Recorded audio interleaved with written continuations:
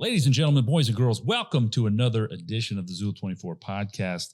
And as always, our podcast is sponsored by Taranaki Airsoft Studios. He's good with guns, bad with table saws. Whether you're trying to just make your gun look nice and pretty or make it shoot to the moon and back, head on over to Taranaki Airsoft Studios if you want to reach out to him online at TaranakieAirsoftStudios.com. And also the snack bar. They serve hot food, cold food, red food, blue food, me food, and you food. And also Zulu Outdoor. It's an outdoor store, but it's indoors. So it's an indoor-outdoor store located right here on Zulu 24. If you want to reach out to them, you can give them a call at 845-684-3139. Whether you just need that last-minute item or you need to pick up an entire kit, they've got what you need. Head on over to ZuluOutdoor.com. Also, don't forget, you can listen or watch this podcast on YouTube, iHeartRadio, Apple, Amazon, Podbean, Stitcher, Spotify with video, and Google. Remember, always like and subscribe. It helps us out a lot. Go ahead and push those videos out there. Give it to your grandmother for next birthday. I'm sure she'll love it. Ladies and gentlemen, boys and girls, cactus and chamomile soup. Welcome to another edition of the Zulu 24 podcast. This week and this week only, we have the famous detectives, Jonno and Jonno,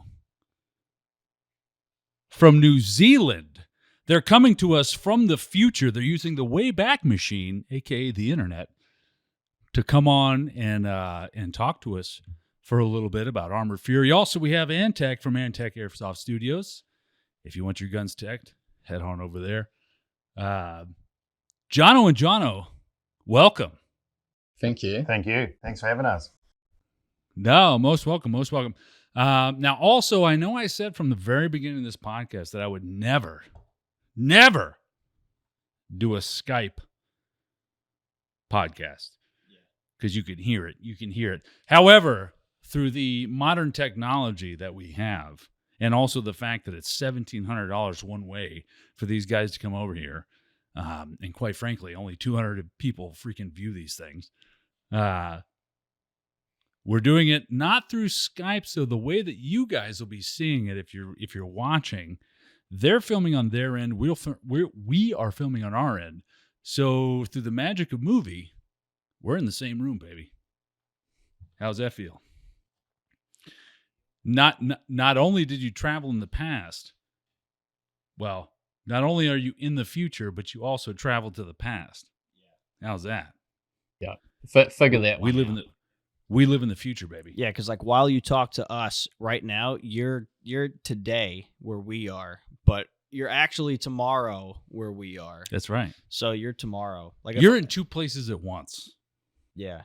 Like if I flew a plane here to New Zealand before today became tomorrow, you could land before you took off. Then I will, yeah, I will time travel. and then if I can circle the globe fast enough, then I can go back to today from tomorrow. So I could, if I have a good enough, fast enough plane, I can go to tomorrow. I can go in the future and then back. Do you think that Rolex makes a watch that accounts for that? I don't know, but the answer is yes. If I do that, do I continue to age? That answer is also yes because of relativity. Guys, Jonno and Jonno, welcome from the Taranaki Airsoft Rangers. Correct? That's us. Over in New Zealand. And the reason why you guys are on the podcast, A, is because we'll take anybody, to be honest with you. That's not true. There's some people that... B is because all the buzz coming out of New Zealand is about these couple of guys, these detectives, Jonno and Jonno, coming out of New Zealand, putting on this amazing freaking event, utilizing tanks and airplanes and pyro and all this stuff. And then Australia, which is a quick, was it 100 miles maybe? Yeah, something like that. A little 3-hour flight. Just right across. And everybody in Australia, which happens to be which most of the population lives on that East Coast anyway, they're all looking over at New Zealand and be like, what the fuck, guys? We got gel blasters over here. You guys are putting on events over there in New Zealand that rival the filming of Lord of the Rings over there. Yeah. Oh, well, we use the same director, of course. Yeah. And the orcs just run free, so they just kind of fall into it. Yeah, you got free range orcs. It's kind of like hunting pig in Texas, with the orc. You can get in a helicopter and just shoot orcs or whatever. People will pay you to shoot the orcs. Yeah. Oh, we're overrun with them, so Yeah. you can jump on a chopper and we just cull them. Yeah. Just keep them under control, keep them in the mountains. It only makes sense, Christopher Columbus brought pigs to North America, and Jamiroquai brought orcs to New Zealand. Yeah. So it only makes sense that you guys would take care of the orcs in New Zealand. Guys, welcome to the podcast. Thank you so much for putting up with the 13-hour, 14-hour?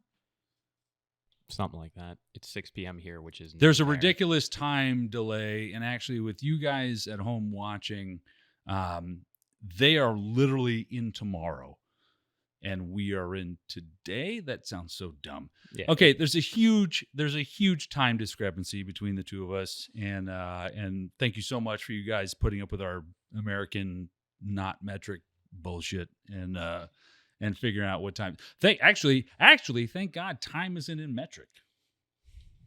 Yeah. Unless it is. And Yeah. I'm an asshole. Yep. For context, it's 6 p.m. here while we were recording, and it is 12 p.m. in New Zealand. There you go. So it's 6 p.m. here, basically midday over there. Yeah. Guys, thank you for joining us. Jonno and Jonno Thanks for from Yeah. Taranaki Airsoft Rangers. Guys, I got to ask the first and ubiquitous question. We'll go with Jonno 1. Backwards hat Jonno 1. Yeah, there you go. There you go. This is weird. Well, it's weird because I'm looking at this, but it works out. We need like some numbers Jonno- like up here or something. Yeah, there you go. There you go. Jonno 1 and Jonno 2. Jonno 1, we'll start with you. How did you start playing airsoft? This is kind of the ubiquitous question that I ask everybody. And go. Yeah, so I started playing airsoft first in 2014.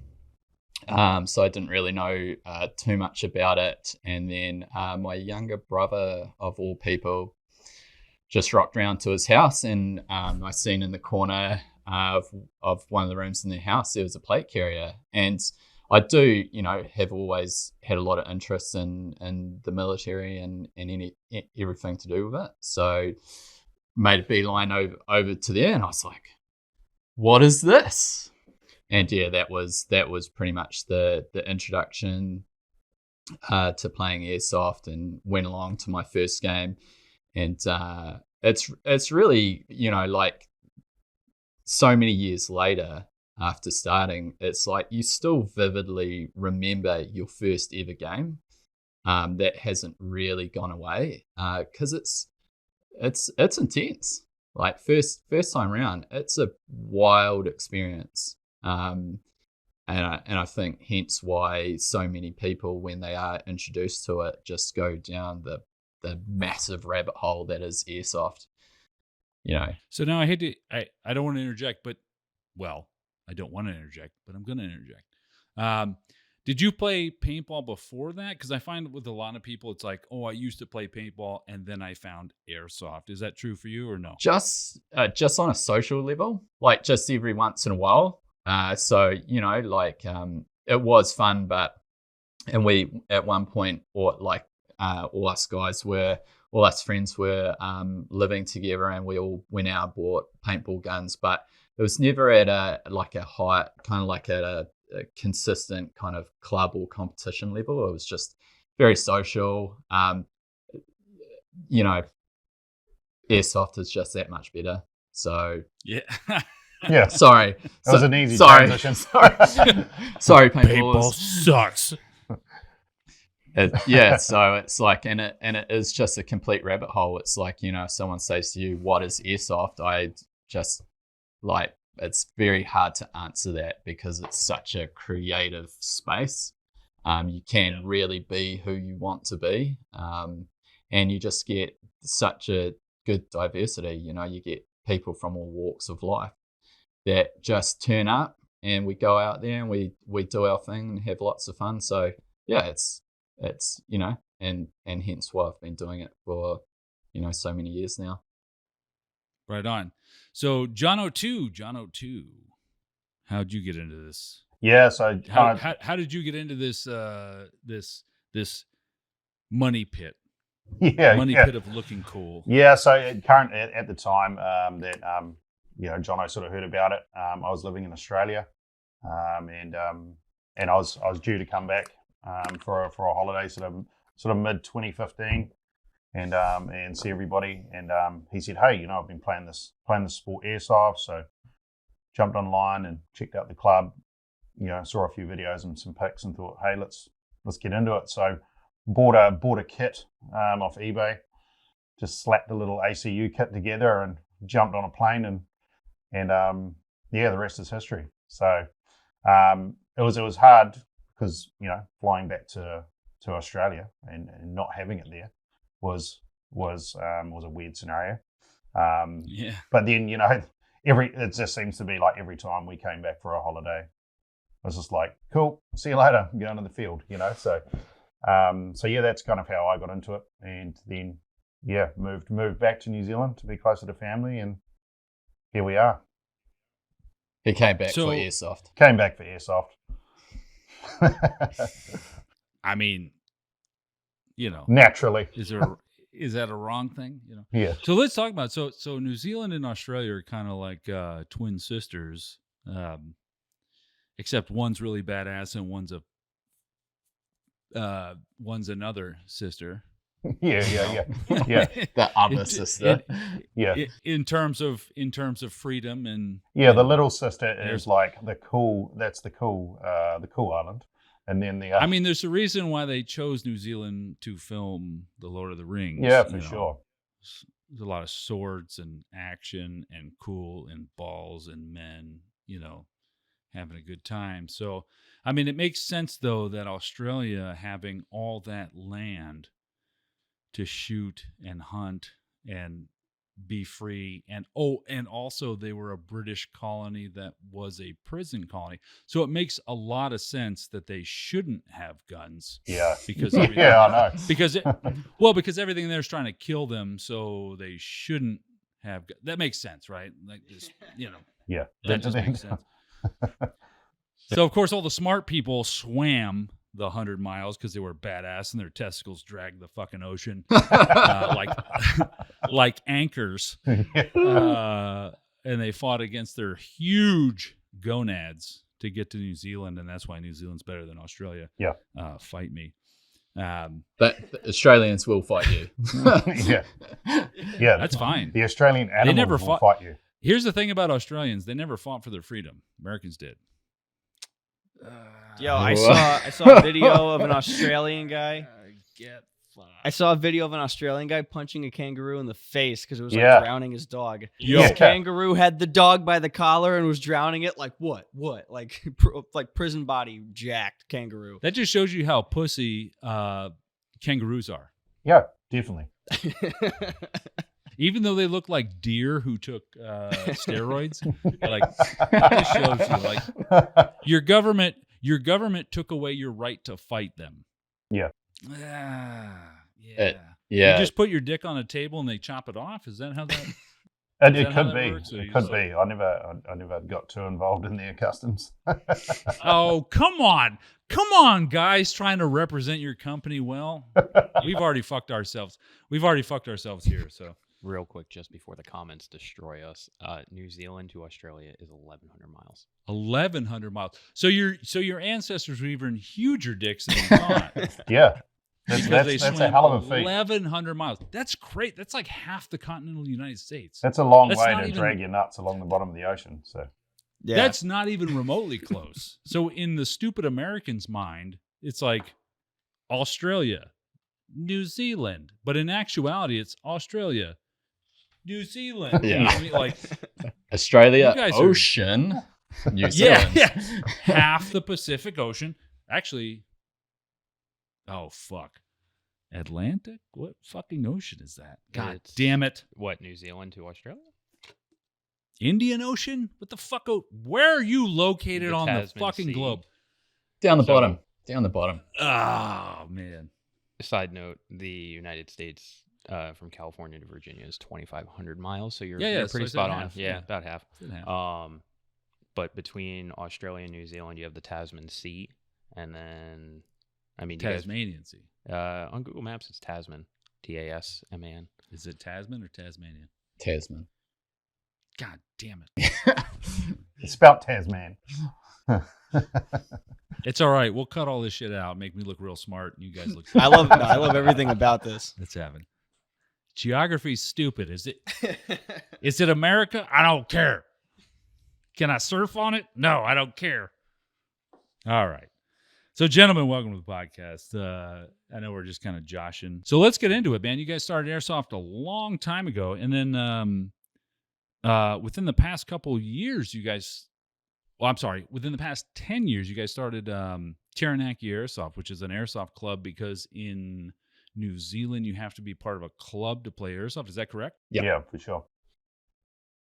It's not so much that you have to, but it's just like, it's kind of just how the culture of airsoft went. It just went the club way versus like kind of like the business way. And we can't take credit for founding the club. The club was actually founded back in 2009. And we jumped on board. Obviously, I jumped on board in 2014. And we're stupid enough to jump on the committee and just had a passion to grow our club and grow the sport. That's right. So when we had talked earlier, we talked a little bit about this, and I read a bunch of articles and whatnot. So with airsoft in New Zealand, there's clubs, fields, and then the committees kind of run the clubs. Is that right? So the committee for the club can change, and like a lot of different people come in and out. Now, in terms of like New Zealand law, I guess is the best way to put it. Does Anthony have to be part of Taranaki Airsoft Club to play airsoft in New Zealand, or can Anthony just go over there, rent a gun, play for that? Yeah, 100%. Yeah, like we've got a group, like a selection of our own club equipment that people can literally just show up. They fill out their paperwork and they hire a gun and off they go. And then to buy, like if Anthony was to go into a store and to buy an airsoft gun, does he have to be part of a club? So that's where the restrictions come in, is the ownership of the firearm. Depending on your age and different, if you've got a firearms license and so forth. But a lot of the retailers are now starting to sort of go down that way where, club association. So you just referred to it as a firearm. So I find that interesting because in the U.S., an airsoft gun is not considered a firearm. Yeah, and so they fall into the New Zealand category of a restricted air gun, so to speak. So they are covered. They are under that umbrella of the Firearms Act, but they are their own entity, so to speak. So since you brought it up, Jonno number 2, let's talk about New Zealand firearms policies. So Australia is obviously communist, right? They don't allow their people to be able to take over their own government because they're communist. We have to bleep that. Damn it! Damn it! So how we talked about it briefly, Jonno and I. How has the New Zealand government done as far as separating what I'll call the real firearms community versus airsoft? Yeah, so the real firearms community is obviously the New Zealand Firearms Act, which is the scope of everything, and then it comes back down to the ownership. So there's firearms licenses to own certain weapons platforms. Same thing in the real steel world is you got shooting clubs. So if you're doing target shooting or sports shooting, that sort of thing, you've got to be associated to one of those clubs to be able to own those weapons to compete in those sports. And then you've got like X amount of competitions you have to do throughout the year to stay qualified for that form of license. And then there's a few different government lobby groups that sort of oversee, the regulations in certain aspects like hunting and like deer stalking and things like that. And then you've got the shooting competition guys, which are like the guys who train and they'll go to the Olympics, doing claybird shooting and things like that. And then the airsoft stuff is kind of low key to those guys, the police and so forth who monitor all that. They just kind of let the airsoft clubs do their thing. And we just stay in touch with them and let them know what we're up to, and everybody's happy. So you're saying that your law enforcement has common sense? To a degree. Kind of. It's a subjective question. What's that like? Oh, man. That is so scary to imagine. Because it would be scary for me as an American to have my government say, you're not doing competitions? Oh, you can't have that. Why?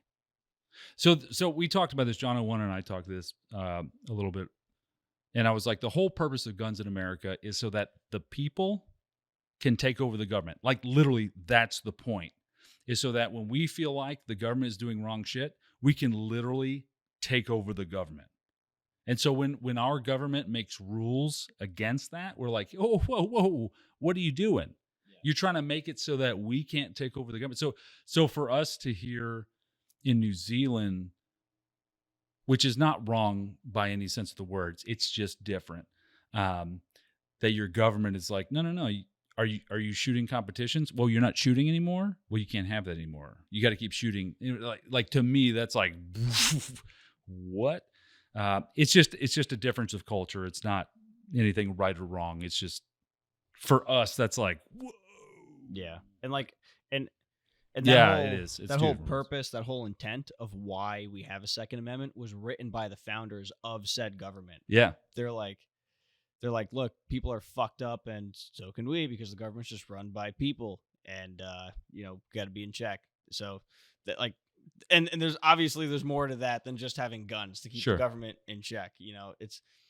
But that's a huge proponent of it, because at a certain point, because they just fought a war. I feel like I'm talking, and we're fighting a war when they wrote this. I feel like I'm talking about like really basic American history that you guys probably know, but I don't know. They probably don't know. I don't know. Yeah, it's like, oh, well, hey, obviously there's a lot of stuff in the media with what goes on over in the States. And it is fascinating because, the the Constitution and things like that, and how it differs from culture in New Zealand and things like that, and kind of and opinions on what is right and what is wrong. And we've just gone through a lot of changes just recently, because there was a mass shooting a few years back in a place called Christchurch. And so, at that point, the government did turn around and make a lot of changes, and they made those changes very quickly. So when it depends who you talk to. I don't have a big history with real steel firearms. A lot of everything I know is connected directly to airsoft.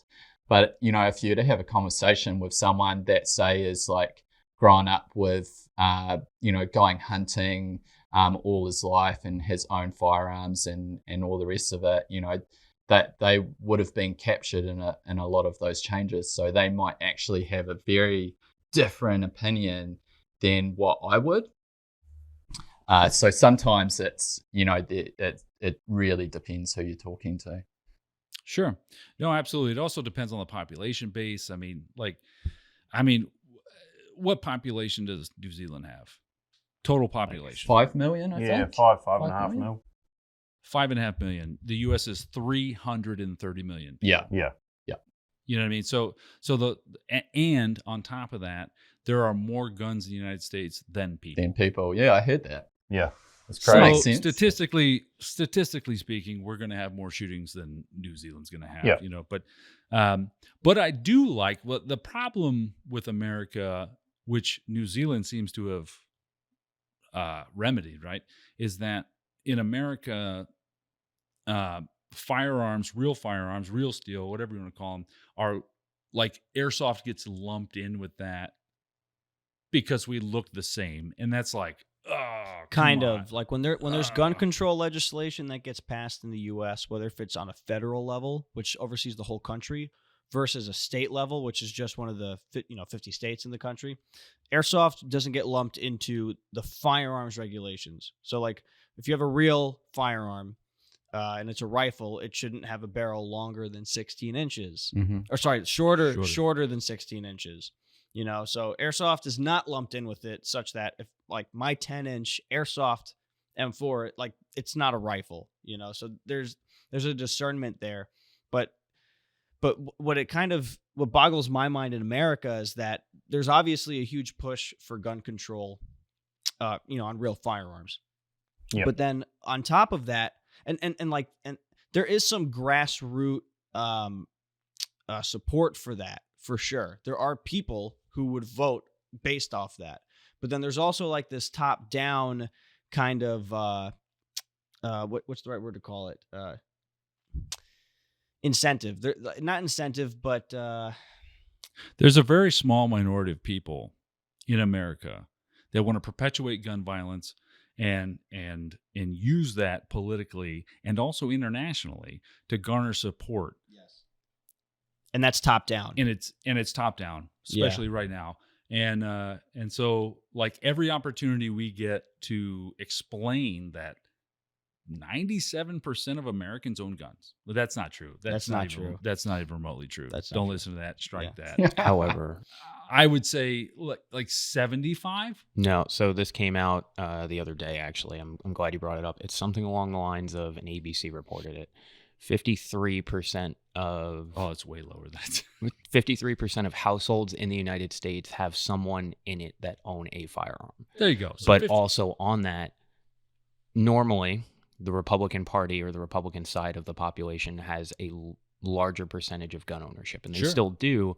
But we are seeing all-time highs in Democratic people, or people that are associated with the Democratic Party that own guns. They've went up by, I think it's 7 or 8% in the last 4 years. Sure. So we are in this moment seeing the largest population of gun ownership in the United States. Yeah, Lawful gun. Yeah. Yeah, we're not even counting illegal guns. And they only have those statistics because every time you buy a firearm in the United States, you're doing a background check. And Oh, it's man. like Yep. it's a form you fill out, and the gun store basically goes through the FBI or Federal Bureau of Investigation.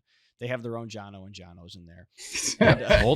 multiple Jonnos is down. It's basically our job. It's what we do here. Yeah. Just in the airsoft Yeah, world. and then and everybody who buys a firearm, every gun that I own, I did a background check, and they made sure I wasn't a wife beater. They made sure I don't have a criminal history. They do social media checks now. So the perpetuation is that in America you open up a bank account and they're like, "Oh, bank account, here's your free firearm."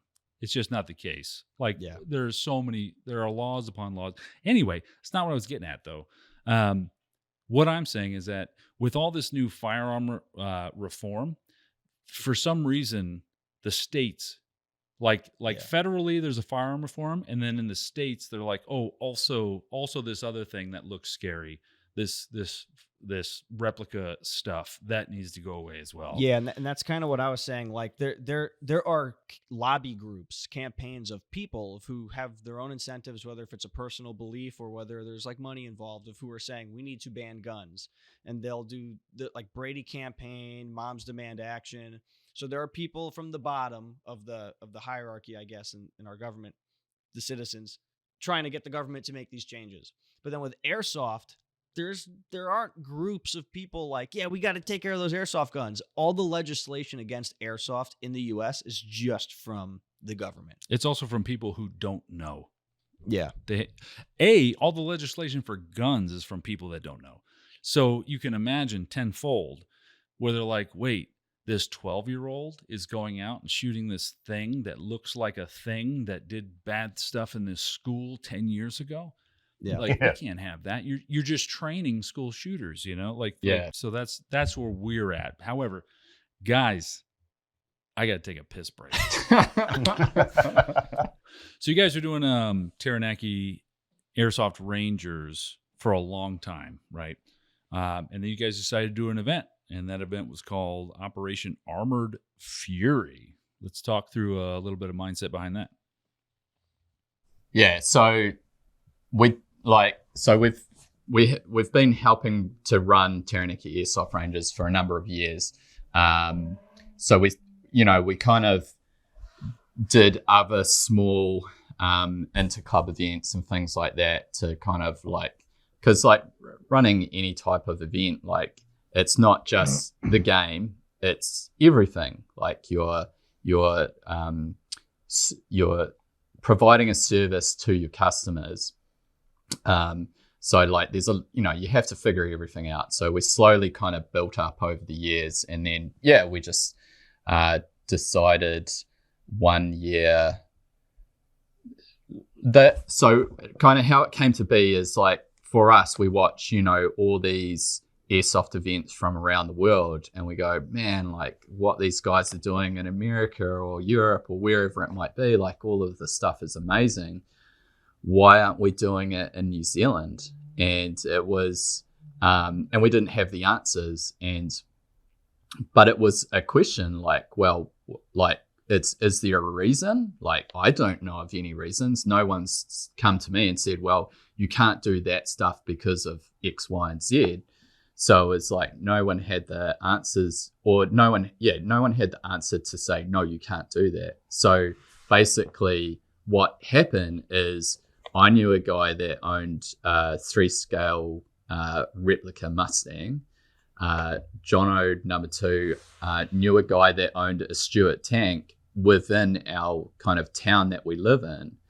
And we're like, well, that would be cool. Like, could we get them to come to an airsoft event and, do something as part of the game? Because, I don't know, that sounds like it would be, like, real cool. So it was like, well, why don't we ring them? And what if they say yes? And that was pretty much the inception of the event, as we rung both these guys, both these owners, and we put the question to them, like, what do you think? And we were like, these guys are just going to think we're idiots. They're just going to say no, and they're going to hang up the phone. And I rung up Jonno number 2, and I said, hey, I've just been talking to this guy. He's like super pumped up about, like, doing this airsoft thing. And Jonno's like, well, I just talked to, like, the guy with the tank, and, like, he's super pumped too. And I was like, shit. Yeah. Now we got to do it. It's funny that you guys say that, because I've always said this: dudes, doesn't matter the background, doesn't matter what country they're from. Dudes are just dudes, and dudes want to do dude shit, right? So a long time ago, I was like, man, it'd be cool if we could have a helicopter, for our games, just a helicopter. I don't even know if you can do it. So I called up a local helicopter company, and I did the same thing. I was like, hey, I don't even know if this is legal. I don't know if you can do this, but would it be cool if somebody, like, got in the helicopter and shot down? And they were like, yeah. And I went, I have to call you back, because I don't have any further on questions, because I didn't think it was legal. So then I, like, called them back, and I was like, okay, so that's legal. Like, obviously they can't shoot back up, but they can shoot down. Like how does this work? And they're like, yeah, there's no laws against it. I just need permission from the property owner. And I was just like, what? So I can only imagine with you guys, you're like, hey, can I get a tank? Can I get a tank? And then also is it a P-51? Yeah, 3/4 scale. Oh, God. Can I get a P-51 Mustang to fly over and strafe the field? And they were like, yeah. And it's because dudes just want to be dudes. That pilot was like fuck yeah. Yeah. Are you Yeah. kidding me? He Yeah, probably yeah. does. He flies tours of New Zealand. Like, oh, and to the left is fucking where they filmed for the 15th time. The fucking movie. So Yeah. to tell him he gets to nose over and do a gun run and then swing back around and do a bomb run. He's probably like, fuck yeah. He probably had like his own helmet. Like a special helmet with a visor and everything. He's probably fucking pumped. Are you kidding me? Yeah. Yeah. But I remember being like, oh shit, we can do this. So that's amazing that even in New Zealand you guys can do that. It's fucking awesome. What I was most impressed by from the video that Dave showed me was the timing of when the cannon would go off on the tank, and then when the target would, explode. Yeah. And I understand you guys had to like rig something up because the tank's not shooting an explosive projectile. So I want to know so it's about that. it's 'cause I got a think blank that firing. that was really cool. Yeah. So it's got a blank firing main gun, and we just timed that in with a pyrotechnic crew, who we basically just said, hey, this is the kind of effect we want. There's going to be a missed shot here and a target hit there, or whatever the scenario was, and they'd have a pyro out in the field ready to go. The tank would take the shot, and he would in turn, flick the pyro. And same with the aircraft coming in. They'd watch the aircraft coming in and do their runs, and just timed it all. That's got to be hard to time. It's got to be hard to time with the aircraft. Oh, for sure. That was definitely the most complex element. Sure. So let's talk about the entire event, right? Because the Popular Airsoft article that I read was basically all about Armoured Fury 1, right? So let's go from did it start Friday or Saturday? How did that work? So on the first one, it started on Friday. So it's a 3-day event.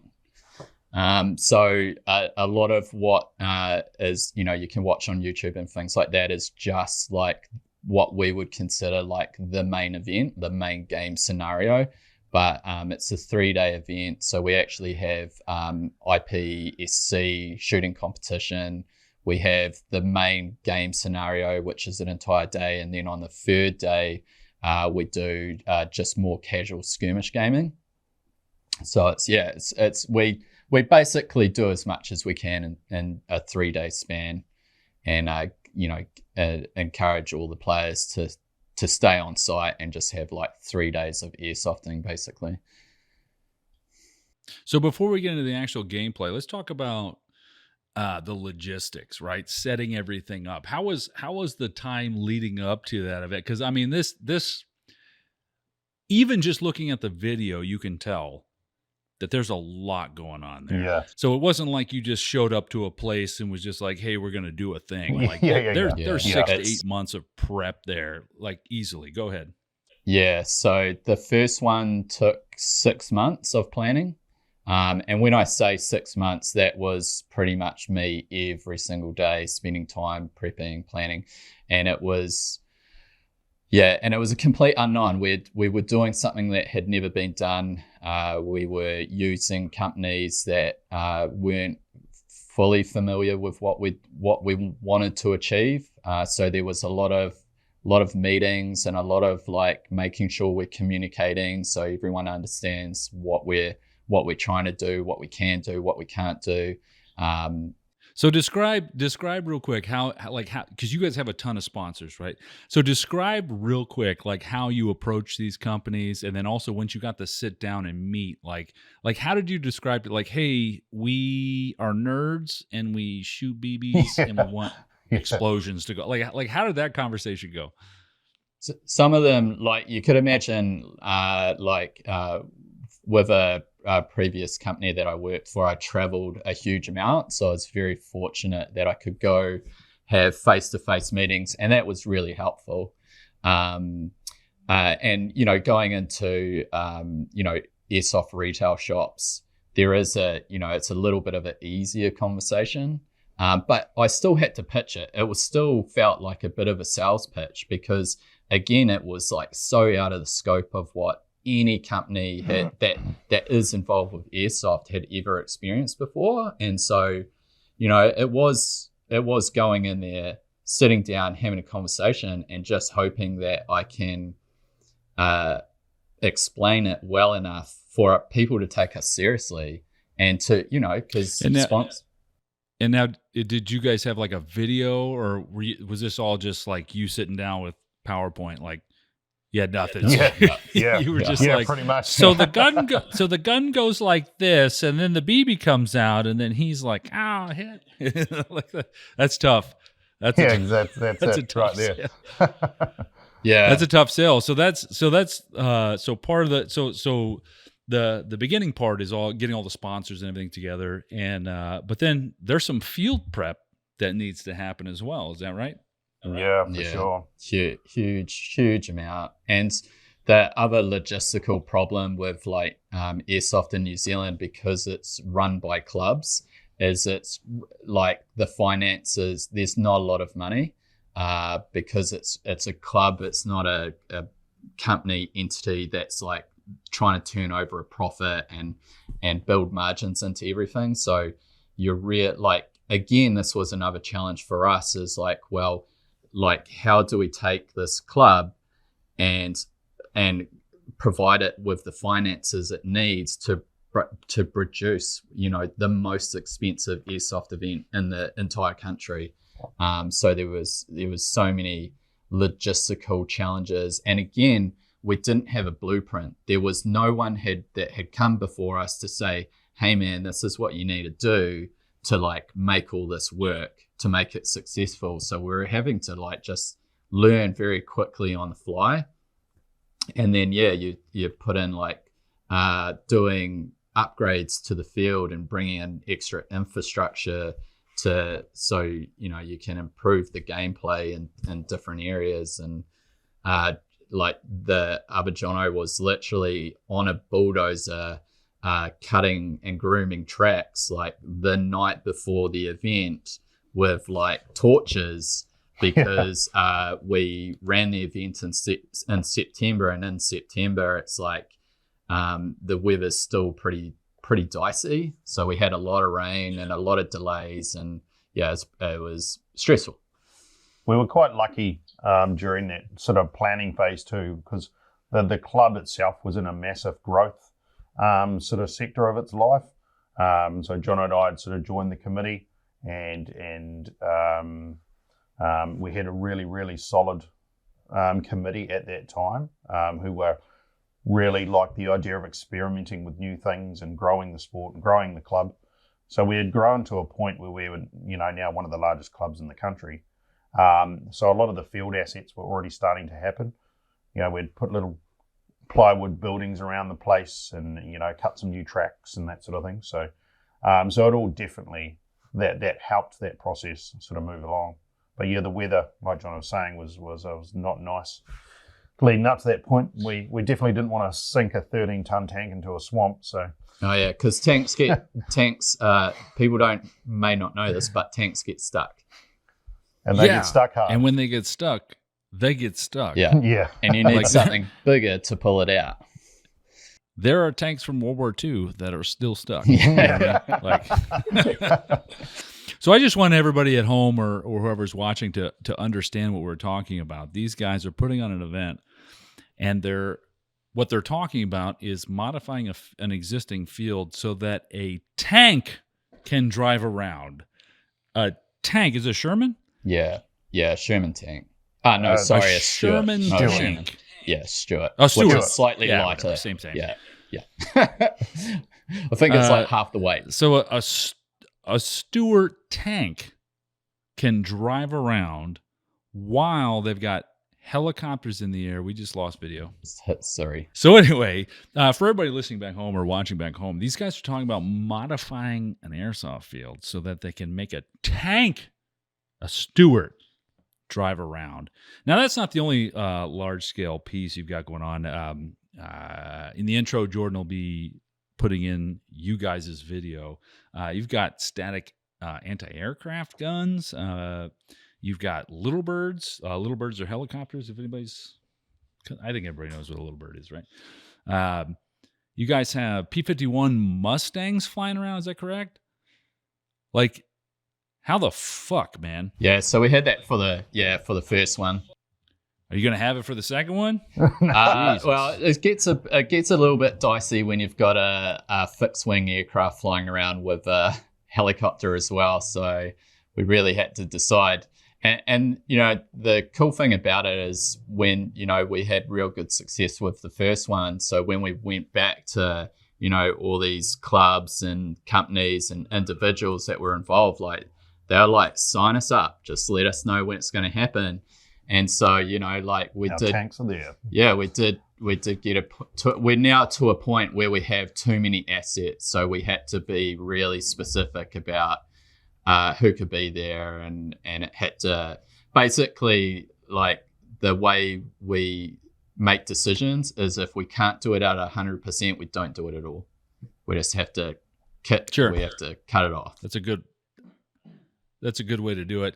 It sounds like you've got enough assets, though, to make it a 4-day scenario. You know what I mean? Like, Probably. You stack those assets up and get after it. That's awesome, man. But like, so 40-hour events here, sometimes people can't swing it because they got like work in the morning on Monday and things like that. I mean, I'm not asking if people in New Zealand work, because you guys obviously do. But like, if you were to do like a 4-day event, do you think, or like a week-long event, do you think people, like, is it normal to just call out of work and be like, I have a thing? If they give enough notice? What's it like? Yeah. To, So you've got of real life to go into airsoft? Yeah, so you've got X amount of holidays that you can take throughout the year. So a lot of people, some people would like to use it for like the likes of an airsoft event. A lot of the time we try and tie it in with like a public holiday. That way we've already got those little couple of days either side of a weekend to sort of play with. But yeah, definitely. I think if the event was to the scale that we're doing and pushing for, and it was a super premium event, then people will come for sure. It sounds like it's already a super premium event. Let's be real. Yeah. I don't know. I don't know. I might be wrong. I don't know of any U.S. based. I don't know of any producer on the planet right now that's using fixed wing to do gun runs and then bomb runs. Like, I think you guys are there. Unfortunately, you set your bar for your first event extremely high. Yes. So you guys are kind of fucked at this point. Yeah.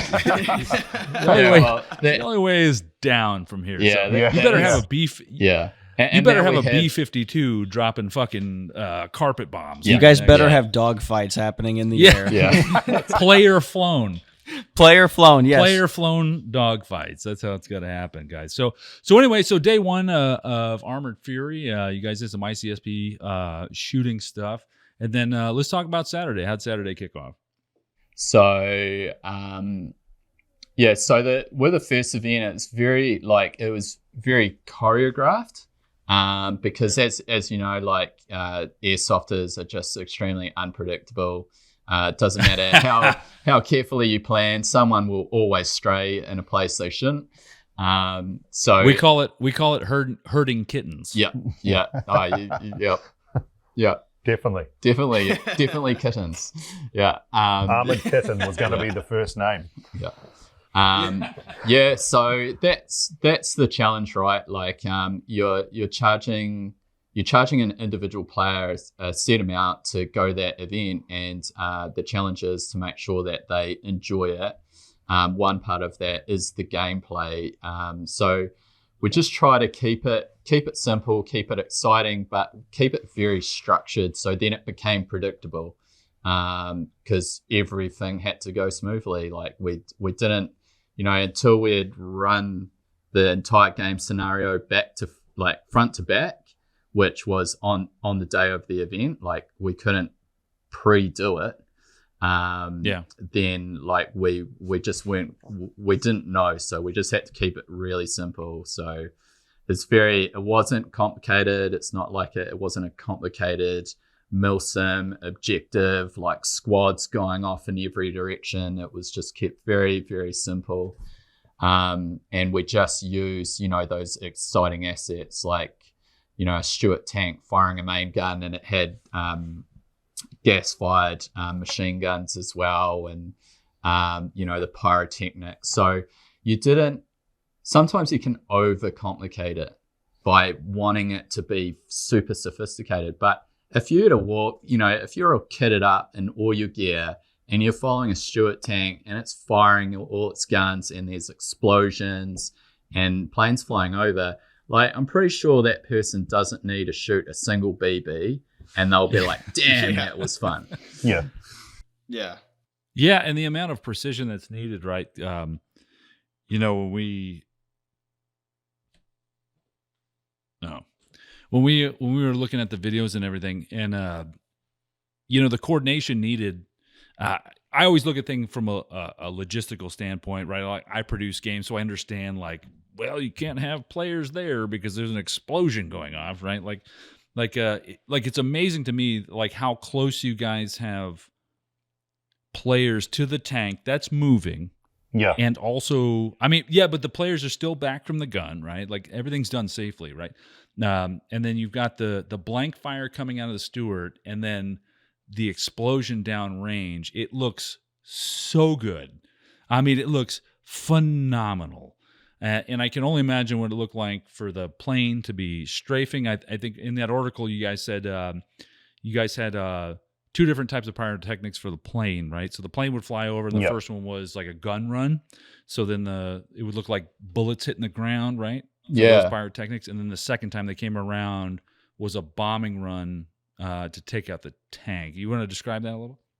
Yeah. So we were, like anything, like what we managed to do is just work with really, really good people that knew what they were doing. So with the pyrotechnic company, so shout out to Len from Pyro Company Fireworks, but amazing dude, like, so enthusiastic about what he does.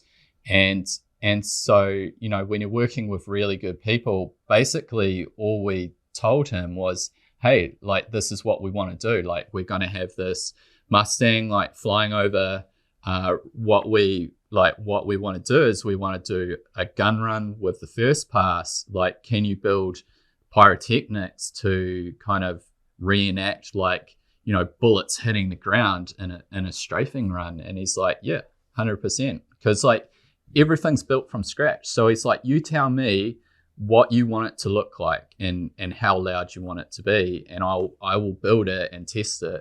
And so and that is just down to using the right people to achieve the job. And so, like, all the effects were, like, amazing, and we hope it's going to be good.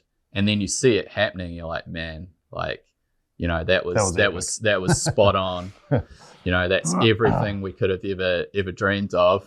And it was so wild because, like, in that scene, I'll call it a scene, if you like, when that plane's coming over and it's doing its gun run and the bombing run, like, when I looked around, no one was playing airsoft. Everyone had their cameras out and they were filming it. And it was like, I was just looking around, and we were essentially in an active, like, airsoft game. And I looked around, and there's, like, everyone's just, like, phones out, just, like, watching it. And once it all finished, everyone kind of had to snap out of it, and people started shooting at each other, and they're like, oh yeah, like, we're playing airsoft. It was, but it was just because it was, like, such a wild experience. Yeah, I had Jonno and comms like, your team's not attacking, and I'm like, well, yours aren't. So, what do you want me to do? Yeah, it was quite a phenomenal. So do you guys have any footage of that strafing run? There is some stuff floating around. We didn't we didn't have the resources to really, like, purposely capture some of that stuff. So it was literally like the players on the field. Tanks, yeah, there's a few good GoPro footages from some of the players that attended. You can find that on YouTube. Yeah, I just couldn't find all of it. Some of them captured it quite well. That's epic. That's epic marketing material for you guys, man. I mean, shit, dude. Yeah, and it's even what you guys have now is phenomenal, and throwing that in there would be just icing on the cake, man. I mean, that shit's amazing. So Saturday goes off. I mean, what's the player reaction at the end of Saturday? I mean, how do you top that? I mean, what are players telling you at the end of Saturday? Yeah, so naturally you get your pros and your cons. You know, you always have someone, Sure. you know, come up to you and say, hey, you know, I would have done that differently, and that's cool. Sure. But the overall, because after the event we do like a prize giving, and then we have like some catering go on, and we set up a big bonfire kind of camp area. So it was really, really sort of humbling and you know, real exciting to hear some of the war stories that people had from the day around the campfire. It was all fairly positive stuff. But yeah, dudes were just absolutely amped, you know. Same kind of thing with you guys, you know, how you're like so excited that we had tanks and planes and, you know, bomb runs happening, you know. So they were just, it was nothing that the New Zealand airsoft community had ever experienced before. So yeah, it was all fairly positive stuff. That's good I think stuff. it I was actually going to ask, is there like are there any other game producers in New Zealand that are even on the same level as this? Like, do you guys have competition? I guess is what I'm saying. Not in what we're doing. Like, it is quite unique. We're just very, very fortunate that we have access to the people, and a big one is the assets. Like, so for the, you know, there's 2 fully restored tanks that we have access to for the next one.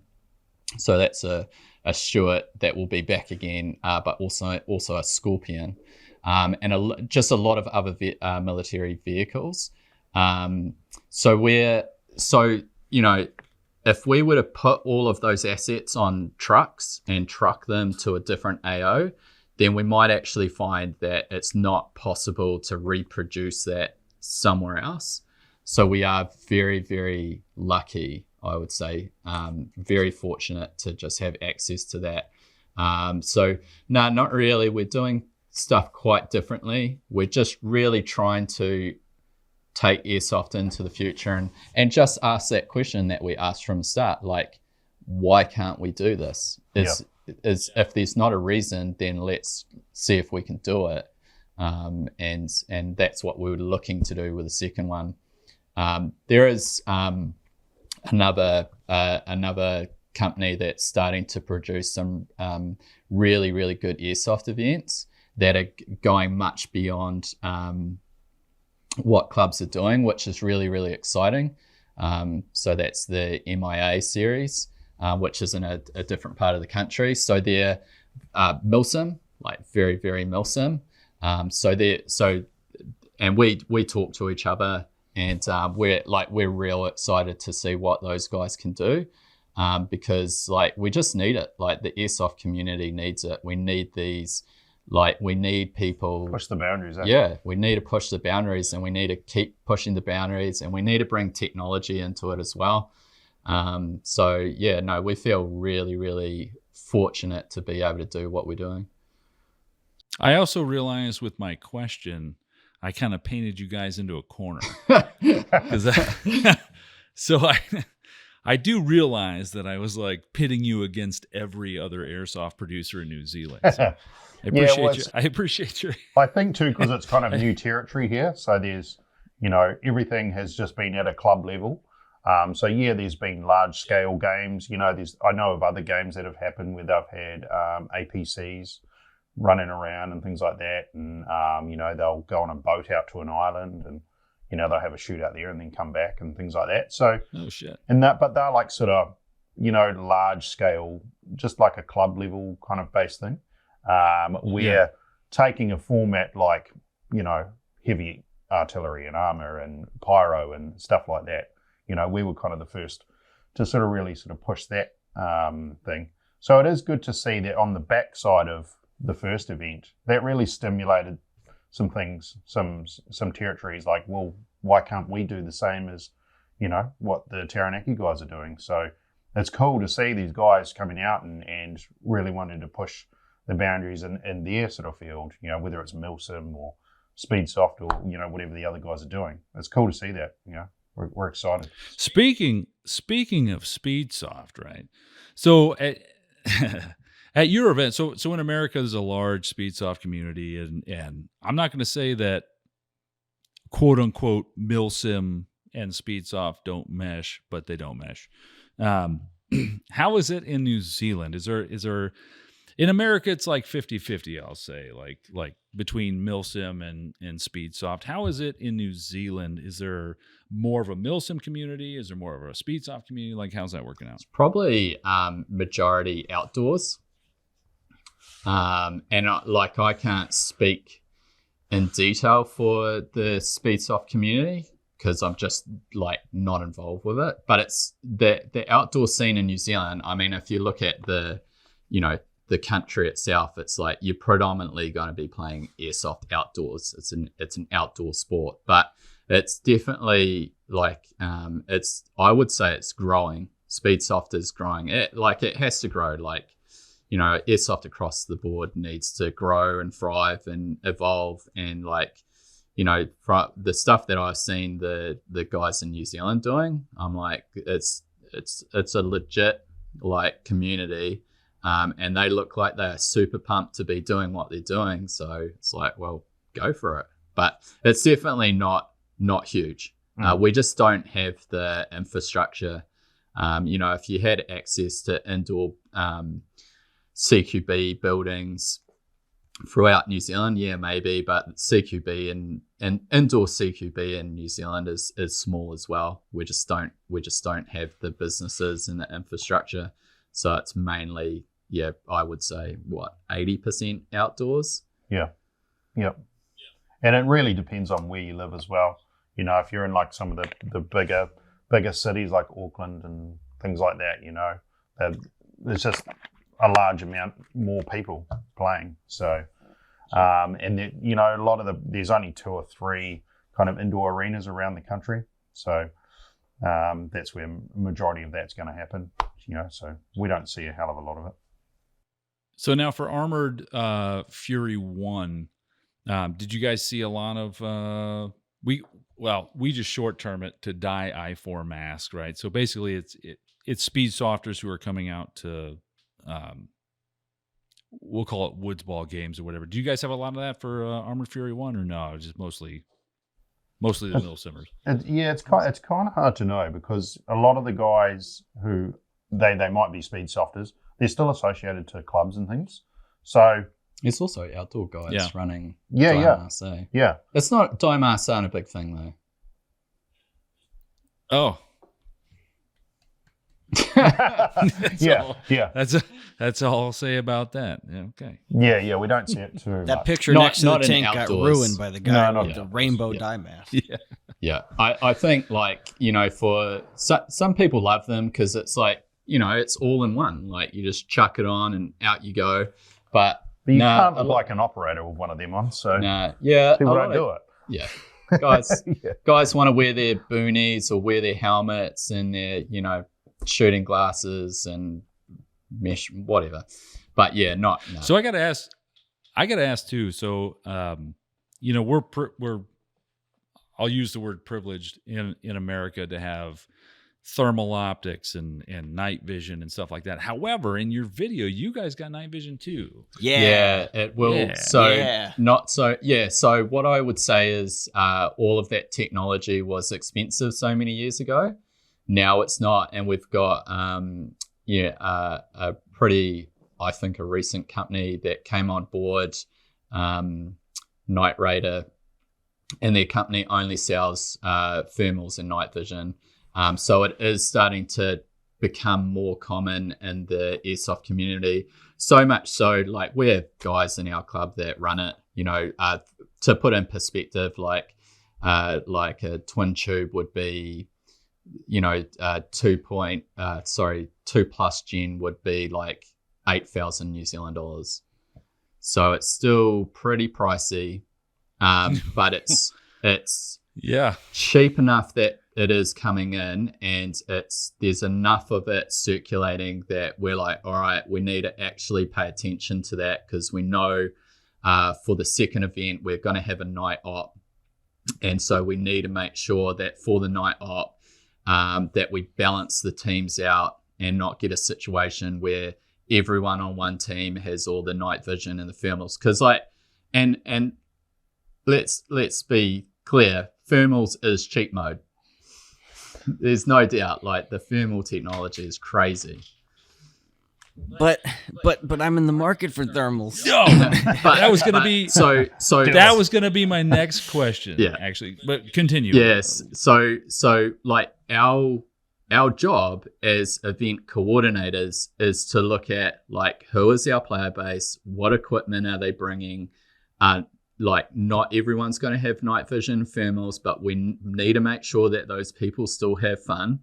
And so like we need to make sure that for that night op we bring balance, so everyone's having fun with their kit or lack of kit, whatever it might be, and they just go out and do their thing. So yeah, hence why you are seeing it in our marketing videos, because it's going to be part of the event.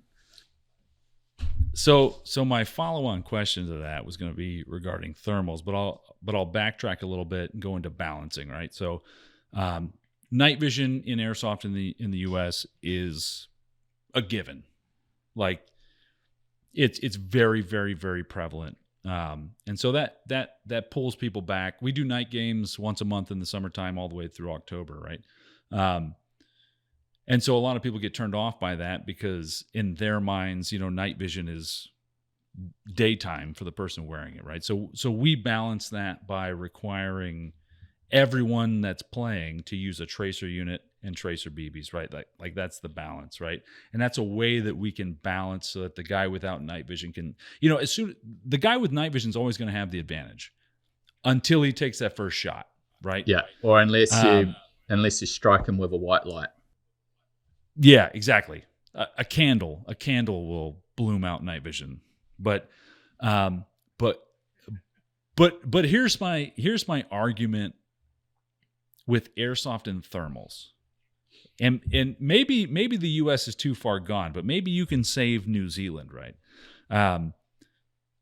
I think in airsoft, thermals should not be allowed, and I'm going to get flamed in the comments by this, but I think that with the engagement distance of airsoft, I think thermals is just straight up wall hacks. And I've played whole ops with thermal. I have a thermal unit, right? It took all the magic out of the game. I was literally up on a hill with my thermals looking, 1,000 meters, maybe 1,200 meters out. And I'm like, hey, they're getting out of their sleeping bags. There's 6 of them. They're coming down the road. And in 29 minutes, be ready to shoot. Like it just took all the magic out of the game. So in terms of like Armoured Fury, because this Armoured Fury is going to blow up for you guys. I mean, you guys are doing all the right things here. So you guys need to start planning ahead.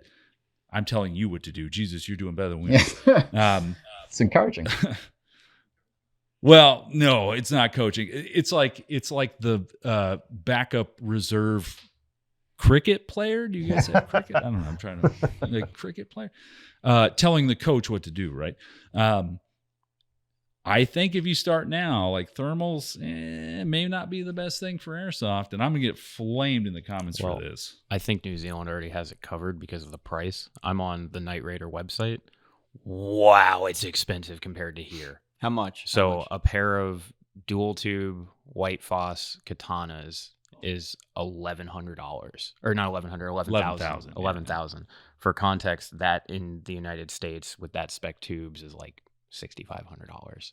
Yeah, but what's a New Zealand dollar? No, I converted it to USD. It's still 6,000. Yeah, it's 11,000. Oh, it's 11,000. Yeah, I did the conversion too. The 8,000 New Zealand dollars for the dual tubes you were talking about. That's like $5,000 in US dollars. Gee. Yeah, there's also and that was for like a cheaper. my thermal over there. I paid $3,200 American. It's like $4,800 there. Oof. Yeah. So like I think they already have it covered with price because they're mapping people out. Somebody will always pay that. Yeah, and somebody people will always pay that to have that advantage, and that's something that we learned very early on. I mean, 10 years ago, somebody with a PBS 14, so just a one eye, monocular Gen 2 Plus, was exponentially better than everybody else.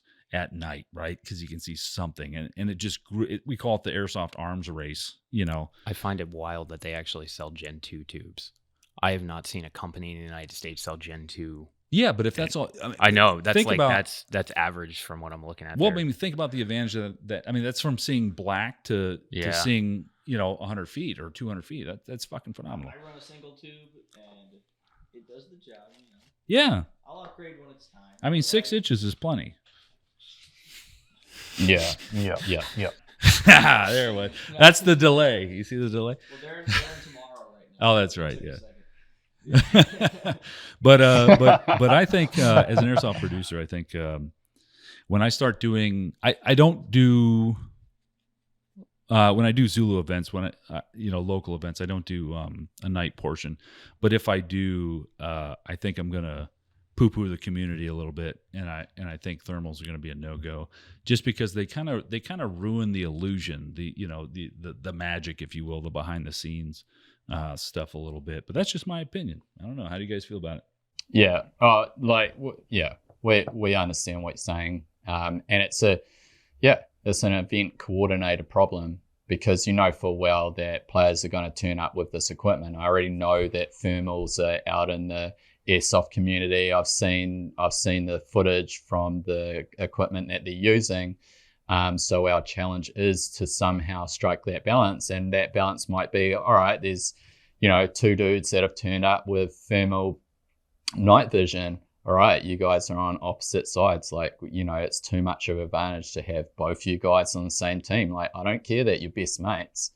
Like, it's just too much. Like, you're just gonna dominate that situation way too much. So all we can do is, it's really challenging in the airsoft world, because I'm such a huge fan of like progression and technology, and like giving people the ability to like tech their guns and do all this incredible stuff.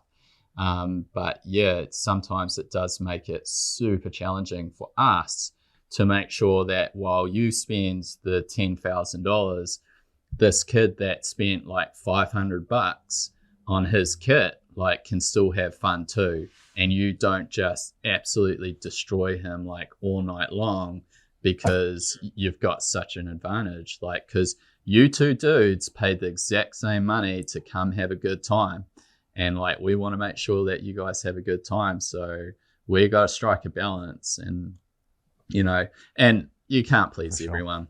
Like, it just is what it is. No, I'm sure there's somebody who saw the P-51 do its strafing around and be like, "Ugh, that's not a modern war plane, so that doesn't count." Yeah. It's not for you. We're cool. Man. Do you know the logistics it takes to have a fucking airplane come at a specific time to make sure that the tank is in the right spot, so that when all this shit happens, the tank gets taken out, so that way the fucking defenders have a fucking chance? You piece of shit. It's not an F-15. But it's not an F-15. Fuck me. Was the plane also firing blanks? No. So it's just and this is like the thing. Like, you'll get people saying, "Oh, it's just a replica. Oh, it's only 3/4 scales. Oh, it doesn't have a Merlin engine." It's like, everything in airsoft is a replica. Yeah. I love that it doesn't have a Merlin engine reference. Oh, Jesus, Gold. dude. The sound that plane probably made coming in from a dive to do a strafe was probably, I don't even know if in real life, because I wasn't in World War II, I don't fucking know if you could even hear the gun shooting over the engine coming down, screaming down, the plane fucking pulling out of that dive and seeing the fucking impacts on the ground. Get the fuck out of here. Like Jesus Christ. Well, it wasn't shooting blanks, and I didn't hear the rotary engine or whatever the fuck it is. I love the it's just a replica comment. Like, the irony. Yeah, but the irony. The plane wasn't a replica.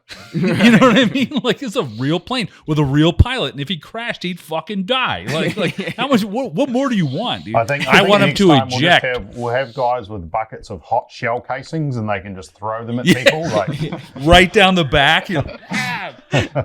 I'm so immersed. Here's some immersion. Just chuck it out there. Here's a scar. You don't get a patch. You don't get a patch for this event. You get a scar. Yeah. This one's on your face. Yeah. You know? You can stand out there and we'll blow your toe off or something, like, you know. Yeah. We'll give you a purple heart, but in airsoft, it's yellow. It's a yellow heart. You get a yellow heart. It's piss yellow. Actually, you have to pee first, and we judge the color of your piss, and that's the color of the. Like, how hydrated are you? Okay, orange, right on. Easy cheese. You get the easy cheese colored heart. Easy cheese is a. Do you guys know what easy cheese is? Is that like liquid cheese? Yes. So it's cheese in a can that has a little nozzle you can press, and like the cheese squirts out. It's the grossest Cheese Whiz. budget cheese. It's not cheese. It's not cheese. It's like a yellowish, orangish Chemicals. shit you put on crackers. America has a really big thing with cheese, not the way the French do. Like our government made and hoarded cheese for decades. It was a whole cheese conspiracy. I'm not even kidding. We have a thing with cheese. And then they put it in cans and aerosoled it, and it's a spray paint of cheese is what it is. Yeah, well, it's fucking gross. you don't want to cut your cheese. Like, you just want to push a button. Yeah. It's I don't need a gross. knife. When you guys come over here and visit Zulu, I'll show you easy cheese. We'll get cheese Sounds whiz, like I don't want hot to. dogs. We'll get McDonald's. Maybe You they get some can McDonald's? sponsor Armoured Fury. Fuck. Armored Fury is brought to you by Cheese Whiz. By Cheese Whiz. Do you like cholesterol? We got you covered.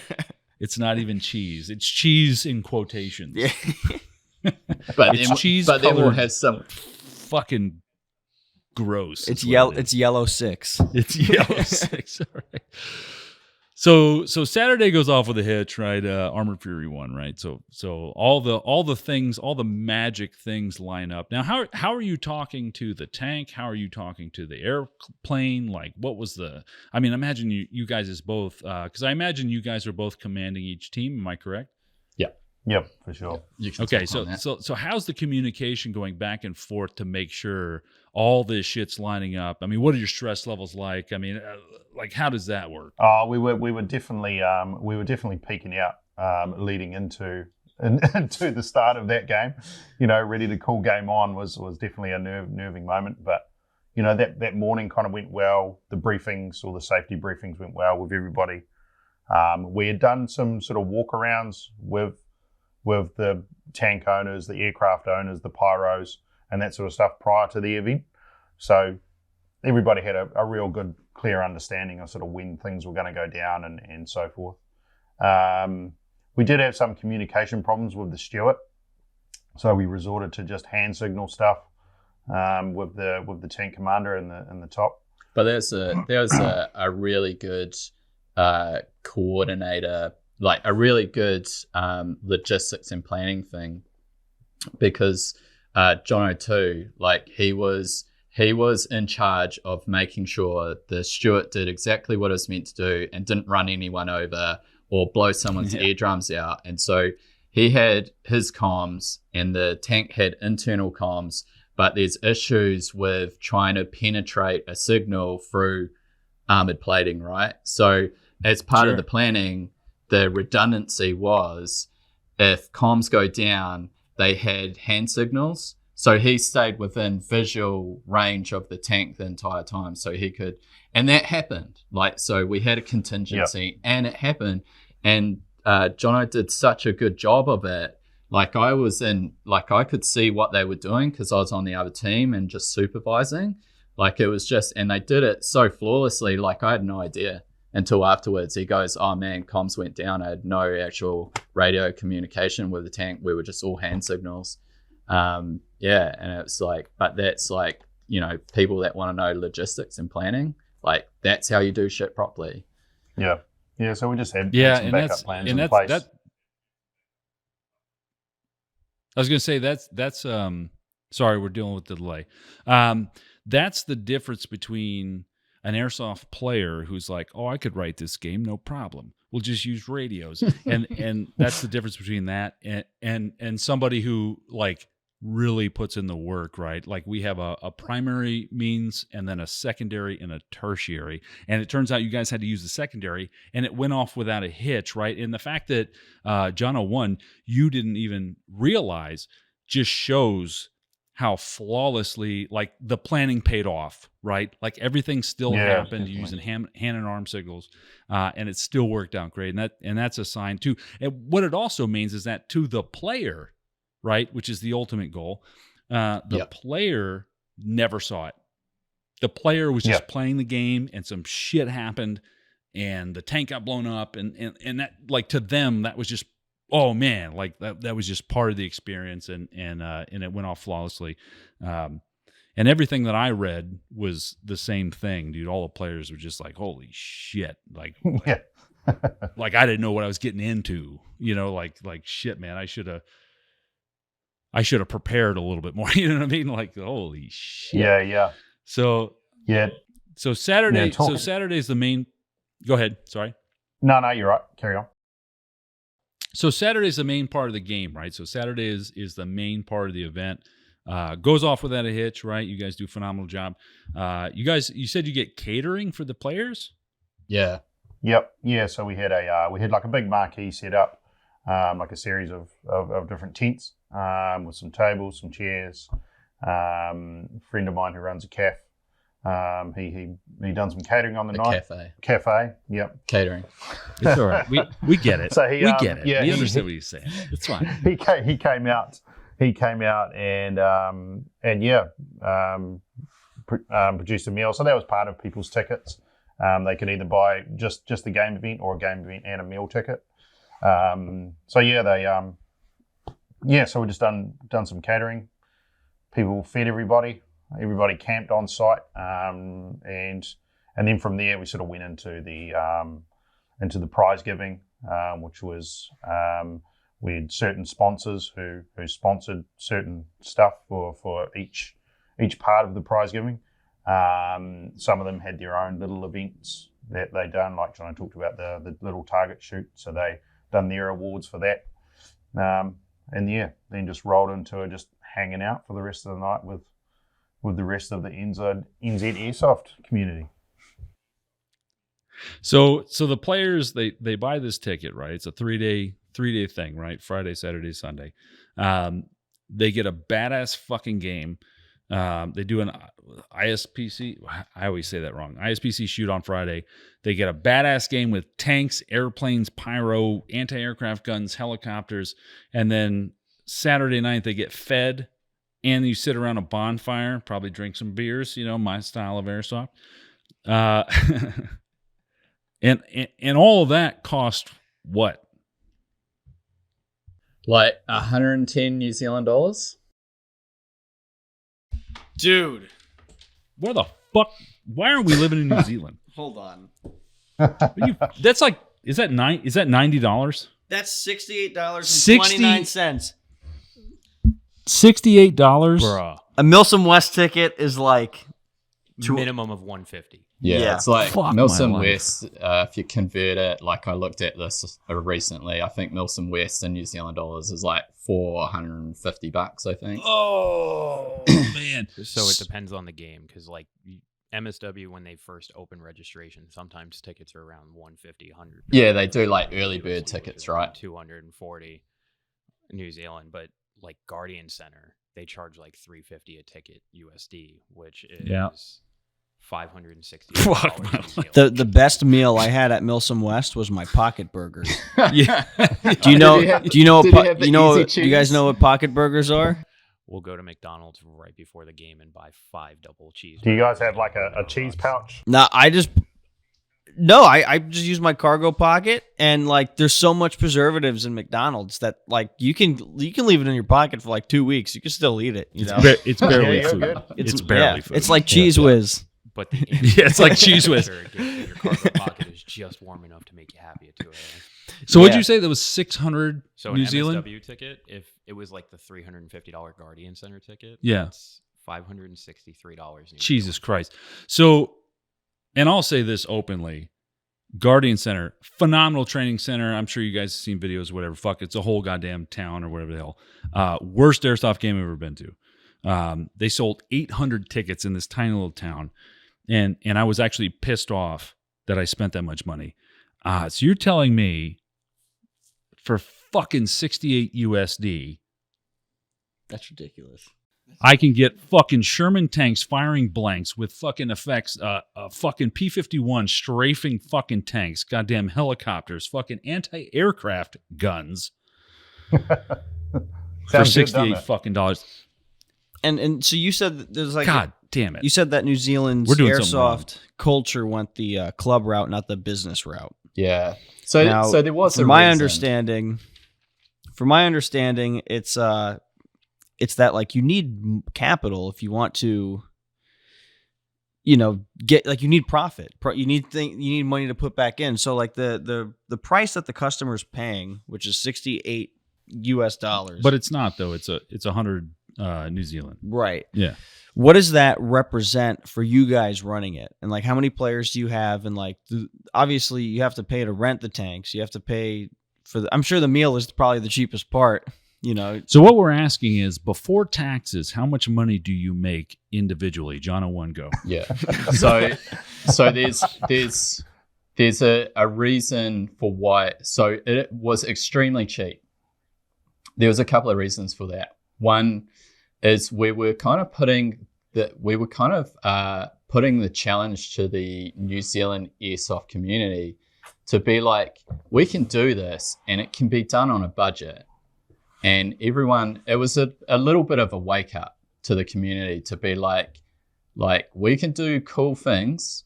We need to stop talking about what every other country is doing. We can do it here in New Zealand, and we can do it on a budget. So it was almost like a bit of a promotion and showing everyone that this can be done. Is the next one going to be far more expensive? 100%. But it was kind of like laying the foundations and laying out the challenge and, doing that first one successfully and being like, all right, this is what we can do. Like, you now know from coming to our event that, we've put a lot of time and energy into this. So then going into the next event, we don't have to worry about all that. Like, they know like the type of event we're going to produce, and so we can justify the money side of it. Yeah. So, but you're dodging the question. How much did you profit from this event? Did you buy a new car? it wasn't a huge Guys, amount. I'm just kidding. So I'm just so kidding. you guys probably lost so much money doing it. I'm just Yeah. kidding. I'm just kidding. no, we turned a profit. It was a very small profit. But Sure. Absolutely. So the event had to pay for itself basically. Like, we weren't going to run this It's a business, event it as has a to. loss. Like, Yeah. that would be madness. But the first time round, we're like, all right, let's just keep everything to a bare minimum. Like, airsoft events in New Zealand are very ho-ha, half-assed done, and they're cheap. Because there's no capital, there's no budget, there's nothing. So where we're like, the first kind of event to like put together an actual budget. But like I say, we were like, we want to showcase this event, show you guys it can be done. And it doesn't have to be $1,000, because I think people were like, oh, you'll never be able to do that. It'll cost millions of dollars. Like, it's not possible. Yeah. And we're like, not only are we going to do it, but we're going to do it real cheap just to like put those comments to bed. That's incredible. So let's take a quick break. I think you guys got to change out batteries, and I need more think coffee. they're good, but yeah, let's do that. Yeah. Yep. Cool. And then we'll pick up with your tax returns. You're not from IRD, are you? So we went through Friday and Saturday. So Sunday, what's a Sunday look like at Armoured Fury? Well, last time round we done just some basic skirmish games, like a normal club day kind of out on the field. Okay. So people had that opportunity. Like a lot of people was, because they came from, 3-4 hours drive, they were starting to pack up, and a lot of photo taking and things like that with the heavy machines and that sort of jazz. They're getting all their squad photos all outside the tanks and that sort of jazz. And it was a really good time for players to actually engage with retailers because the event's done, the pressure was off. They could sit down and talk some tech or look at some new product that they're distributing. And the people who did want to play just basically just hit the field and run a few capture the flags and things like that. And so it's just the kind of wind down. And myself and Jonno, we just sort of start to handle the logistics of packing down the event. So we're coordinating different things and packing down stuff that's not getting used anymore and so forth. And we actually went out and played some airsoft. Yeah, we got to play for the first time in the whole weekend, which was cool. So now for Armored, so you guys have Armored Fury 2 coming up. Remind me of the date. Yeah, so that's the 29th to the 31st of March 2024. Which is in the future. So it's in the future. It'll be from the 28th to the 30th. Yeah, which is in the future.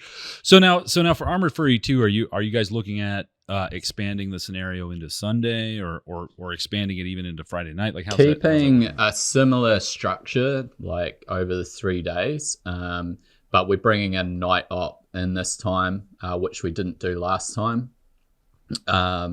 So there's a little bit of a shuffle around, but trying to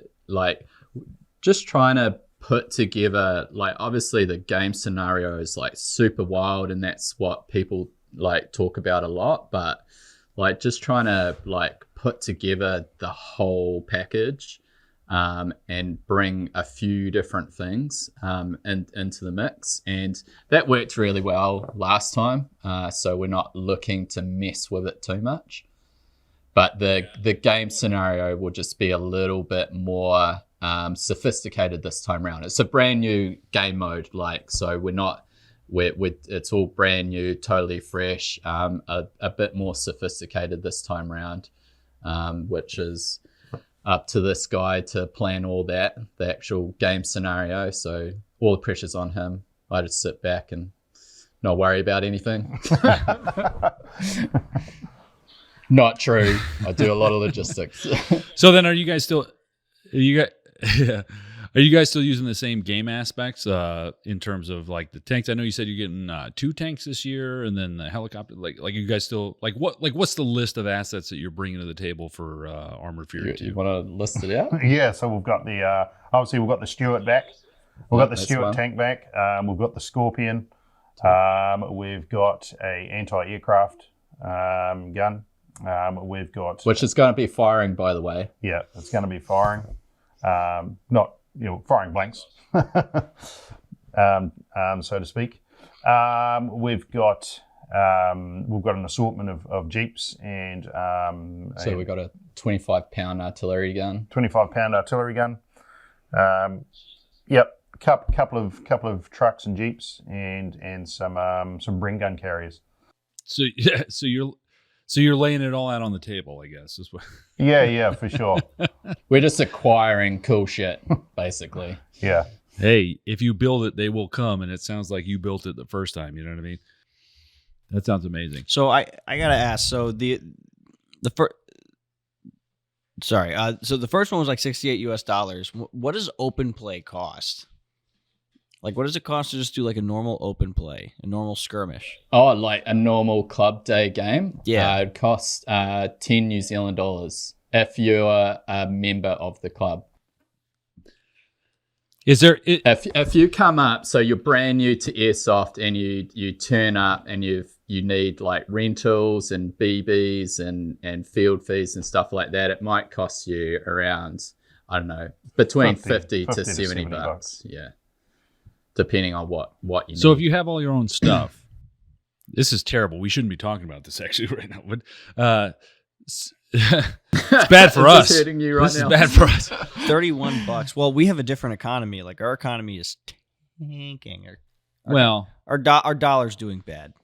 it's not though on an individual level. But Yeah, you need a like business versus club though. Like, so we're not for profit, so 100% of everything we earn has to go back into that club for the members.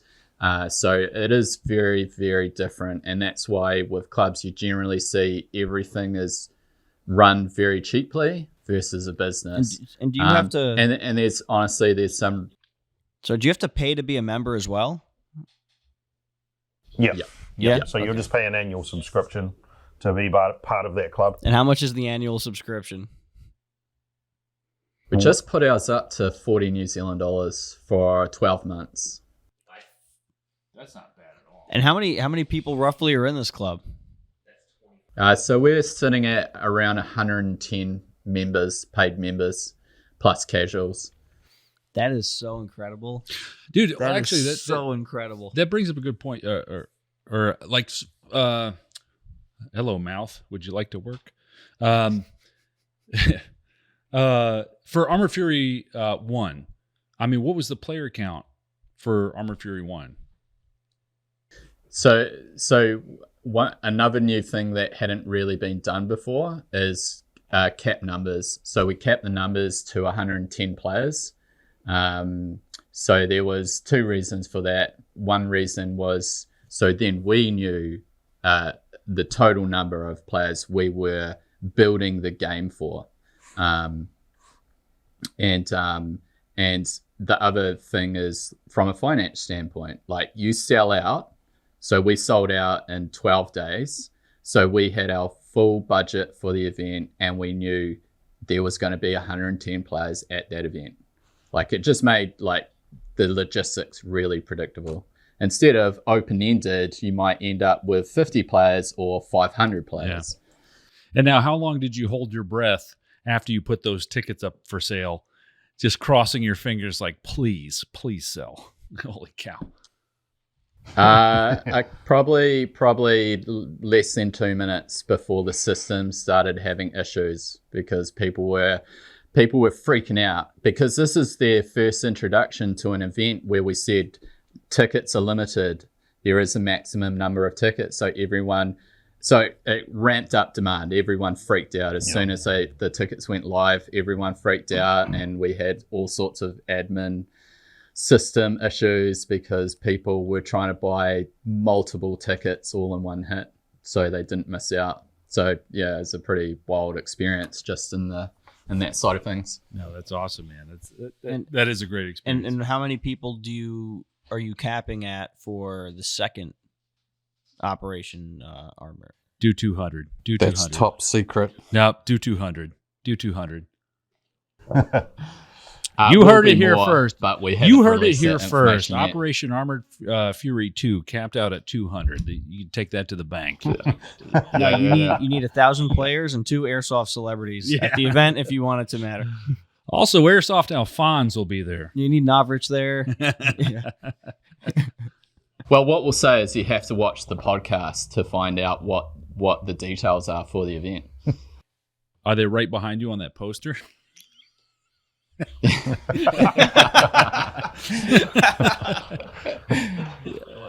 Yeah, right. No, that's awesome, guys. That's awesome. I'm glad for you. So let's talk about, do you guys incorporate, so in America, because guns are guns here, we incorporate like blank fire rifles and stuff like that. Are you guys able to do that in New Zealand? No, or it hasn't been done, but we do have a company called RDX who produce the Boss sound simulator, which is the closest you get to blank firing real steel firearms. So I have a little bit of experience with RDX, right? I don't know if they were called RDX back then, but like, yeah, they were called Boss back then. Yes. Like five years ago, maybe, I can't remember, but I saw this product come out on the market. There was a couple in the US, but they were all West Coast.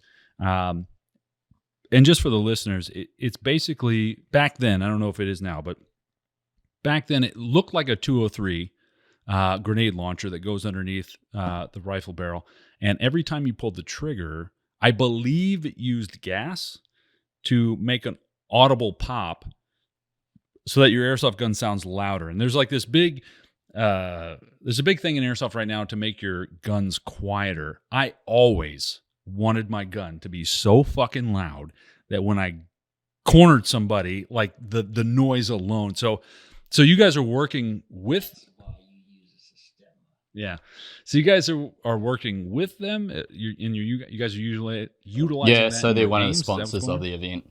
Yeah, so RDX are a big sponsor of the event. So they're not only bringing their M203 units, but we have access to other equipment that they produce as well.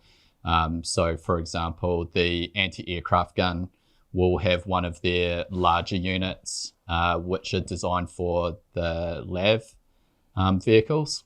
Oh, the LAVs, the 25 millimeter. Yeah. It's a 25 millimeter blank fire.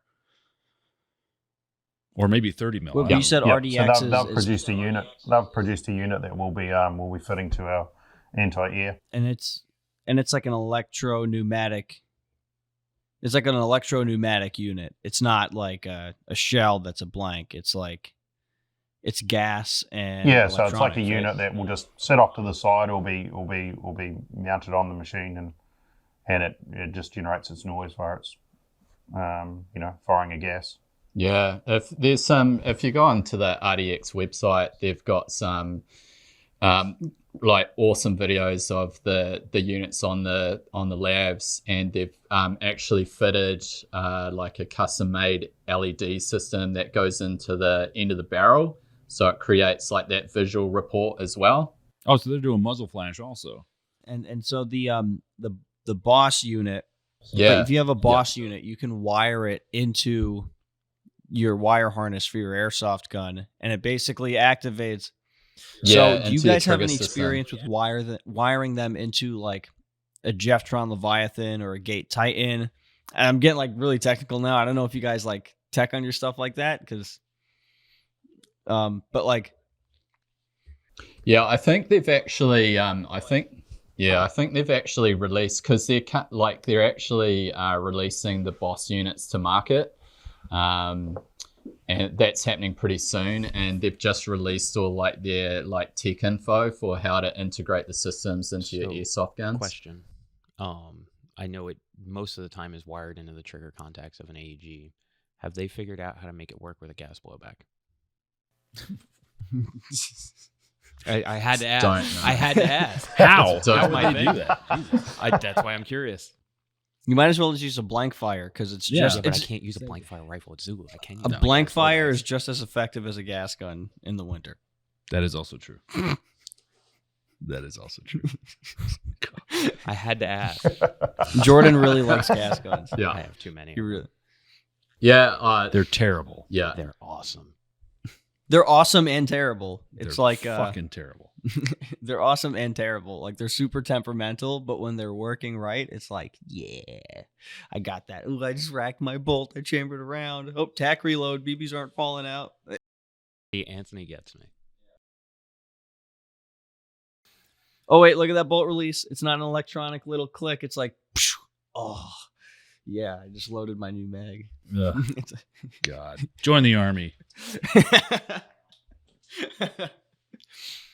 Oh, shit. Yeah, so if you guys don't get why he said that, there was a video that Zulu posted on Facebook of some airsofters using a blank fire mortar, and the comments were just ridiculous. Like, oh, just join the army if you want to do that. But like the guy doing the mortar in the video was a ranger. Like he was an army ranger. That was just funny. So now it's like an inside joke. Yeah, we had one video that I don't know if you're familiar with Nico Ortiz, right? He's an annoying YouTuber, but he's famous for some fucking reason. And Yeah. yeah, eat my ass, Nico. Well, he's stolen two of our videos and put them in his own, and one of which was the mortar. We built a blank fire mortar.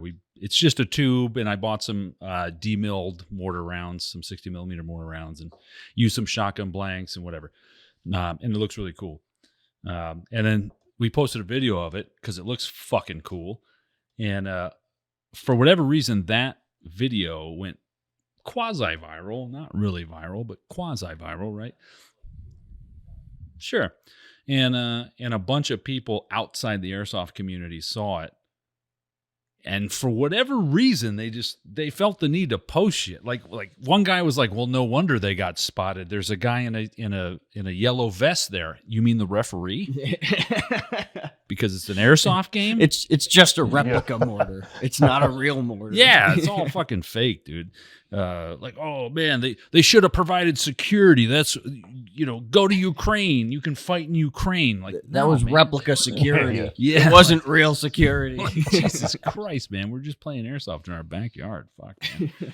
Do you guys have? This is the Mustang conversation. The what? The what? The this PPP is the one. Mustang conversation. I was just about to ask, like in New Zealand. So in America, like, oh man, the comment section is literally the degenerates of the world. There's like one or two good comments, and everybody else is just like, I only watched 30 seconds of this video, but here's my full opinion about everything.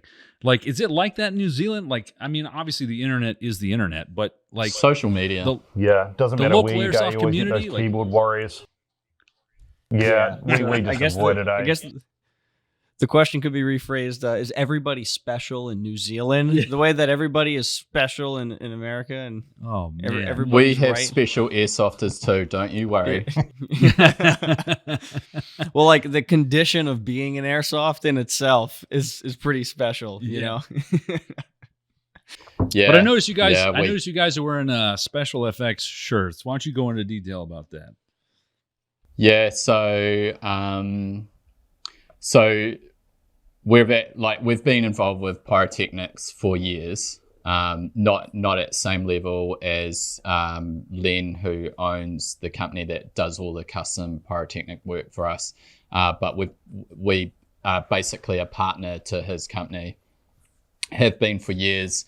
So we deal a lot in retail fireworks, and to long story short, in New Zealand, you can light fireworks in your backyard any time of the year, but you can only sell fireworks in New Zealand to the general public for 4 days in a year. So Makes sense. It's reasonable. Wild.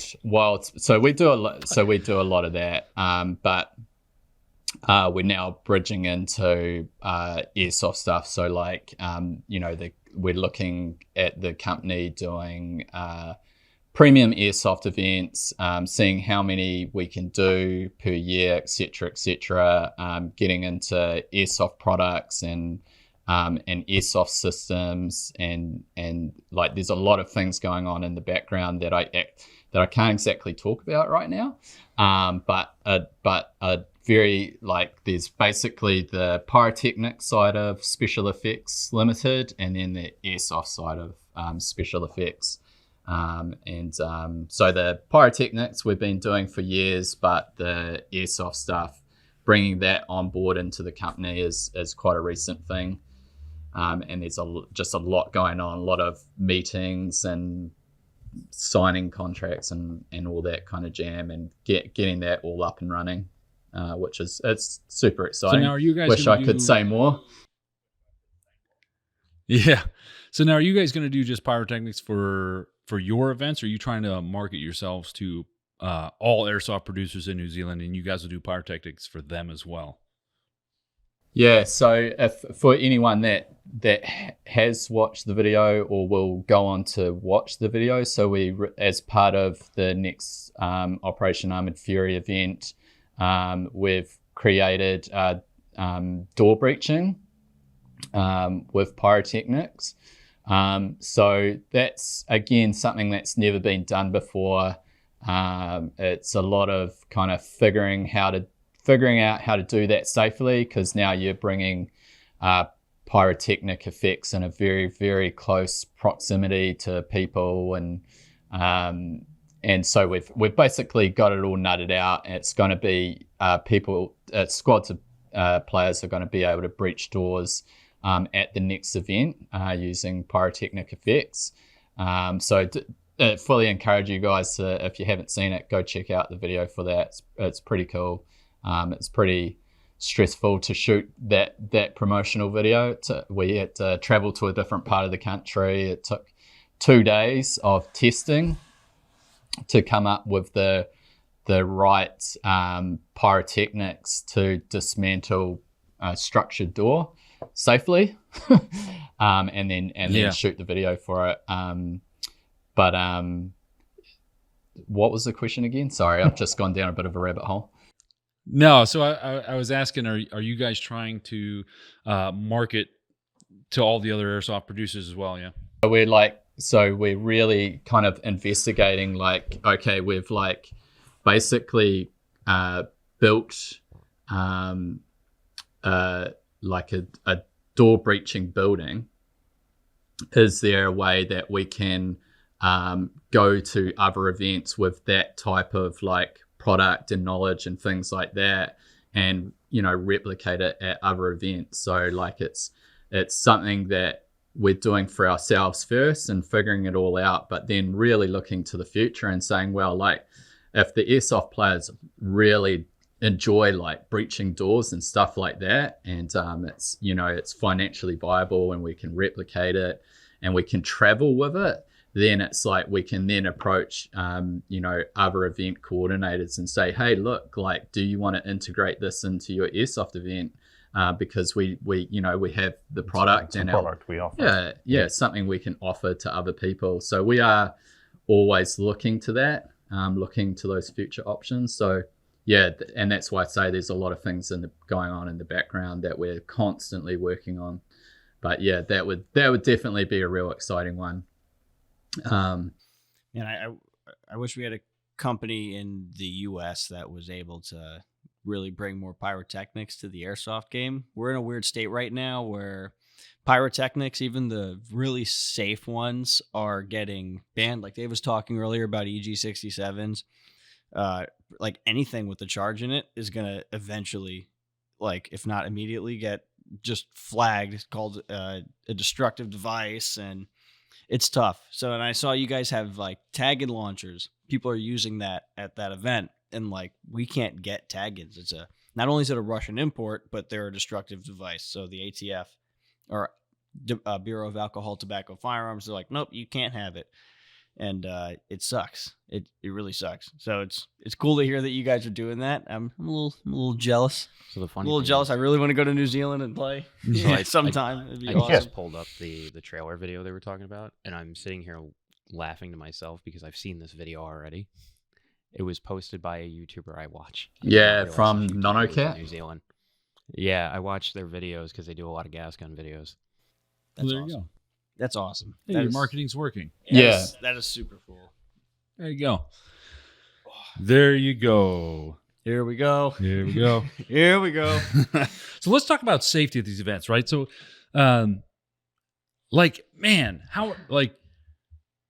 how the hell are you corralling these kittens to not be standing on top of a pyrotechnic when a tank comes up? Yeah. Like that. There was definitely a challenge. We, with the pyrotechnics, there's designated exclusion zones. Obviously, you'd from a visual perspective, we wanted to stay clear of things like danger tape and that sort of stuff. So we made sort of minefield kind of signs and that sort of thing just to fit in with the visual aspect.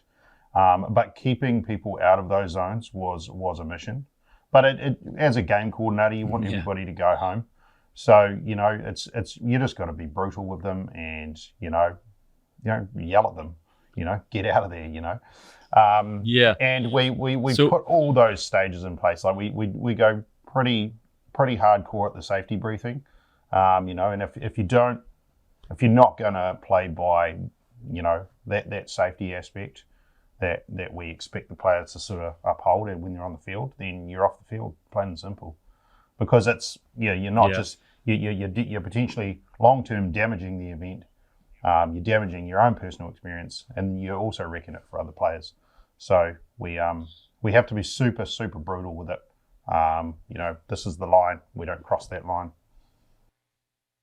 Yeah, clearly. Yeah, you want everybody to go home with all their hands and feet. You know what I mean? And then like, what's the learning curve for players going to that event? Like, do they have to learn said hand signals? Are they required to be on radio frequencies? Yeah. You know, is it just a safety brief? Is there as Milson West calls it, a tax op? Yeah, so we've going got down even things they have to pack. Yeah, we've got infield commands that if you hear that over the radio, then that's a total game stop. You know, you do not move from the point that you're on until the marshals can sort of figure out what's gone wrong and the best plan of action to sort that out. Worst case scenario, we just evacuate the field. We put things in place with the likes of fire, police, and ambulance, so they're all aware that the event is on. They know the dates. Everything's logged with them. So if they got classic example is we had a guy had a heart, not at Armoured Fury, another event. He had a heart issue, and we had to get an ambulance out on the field to sort him out. So it's putting all those things in place to make sure that, like you say, everybody goes home with their fingers, everybody goes home with their toes. But yeah, like from a player perspective, a lot of them already know certain sort of radio etiquette and that sort of stuff from their clubs. All the clubs use comms. So we've kind of got a bit of a sort of a blanket thing across the country, that there's certain calls that happen on field that people know. And then we just go into a bit more specific stuff with Armoured Fury, the likes of vehicle movements and, aircraft and pyrotechnic. Man, I think it's something you guys have done very well with the airsoft scene in New Zealand, right? Is establish a baseline across all fields, all clubs. These are the certain call outs that mean certain things. I mean, in America, we just can't do that. There's just too many things going on. So it's like, it's completely different. Like, so for example, at our field, if somebody gets hurt, right? And I mean, hurt, right? We do real world ceasefire, right? That's not true at every field. So if somebody comes from another field, comes here, and he's just telling his team cease fire, then we're like, what? What's going on? Our staff is like, what's going on? Like it creates an issue. Like, fuck, man. Like having that industry wide standard would help freaking airsoft in America so much. But everybody's too busy competing with each other and shit talking each other that we can't seem to come together on the same page. But it's just the way it is. Shit, what was I gonna say? Yeah, like there's real world ceasefire. Other games you have to yell corpsman. What do you have to yell? Corpsman. Corpsman. He says corpsman. Corpsman. It's Corman. You can laugh. Corpse man, like a corpse. Corpsman. It's a man that is a corpse. Nope. We should make a shirt that says corpse man. Is it the United States Marine Corps? And it's like a corpse. I hate you. I hate you and everything you stand for. Shit. What the fuck was I gonna say? Oh, so we did an event. We used to do an event at our field. It was Benghazi, right? It was based on 13 Hours. I'm sure you guys have seen the movie. And it went from 7 p.m. to 8 a.m., right? And we did not inform the local police department. And this was like the fourth or fifth time we had done it, except the only difference was tag grenades had come on the market. And are you guys familiar with tags? Yeah. Sure. Yeah. It's heavily restricted here. Like, we can't get the genuine product. Yeah. We just have people 3D printing it, basically. So Nice. we had the genuine AFG 6s, which were the grenades with the spoons and whatever. And when they blow up, they blow up at like 180 decibels or some shit. It's like louder than an airplane taking off. They are violent. They make the jelly in your eyes, vibrate. And we did a big attack on the GRS compound, right, at 3 a.m. And in about 30 minutes, At the start of the Civil War. oh man, I'm not even joking. I know for a fact my business partner Mario was on GRS. He was on the rooftop of what we call the mosque, and he had a box of AFG 6s. There's 50 in a box. He threw 50, and that's just one person. That's just one person. And I was part of Op 4, so I was part of the bad guy team. We're throwing smokes and tags and all sorts of shit, and I'm running behind somebody, and I watch a tag grenade come off the roof of the mosque and go into a guy's dump pouch and explode in the dump pouch, and the dump pouch just gets eviscerated. And then like 10 or 20 minutes later, I get a call on the radio like, "Hey, the cops are here." Oh shit! But it was a cop. It was So- a particular cop that wears fingerless gloves. It was the worst cop. It was the worst cop you could ever imagine. Overweight, obesely overweight, way too old to be I don't know if they call them corporals, but not a sergeant, right? Like, he's been a cop for way too long. He should be a sergeant at this point. He's not. He's got something to prove. He was probably typing on a fucking computer a day ago. He has fingerless gloves on, right? Like a 1980s Like action star, Yeah. right? And so while all this is happening, right? Because there's smokes and tags going off. I mean, it's fucking bedlam for 30 minutes. One of the players had an asthma attack, and so that player went down to the staging area, and another player was heading down. Now, that particular player was an EMT, so he was medical. So he was going down to treat the person with having the asthma attack. He was the only person on the field that had an orange tip on their rifle, which is not required in America, but he had one, right? No magazine in the gun. Like, he was doing everything right.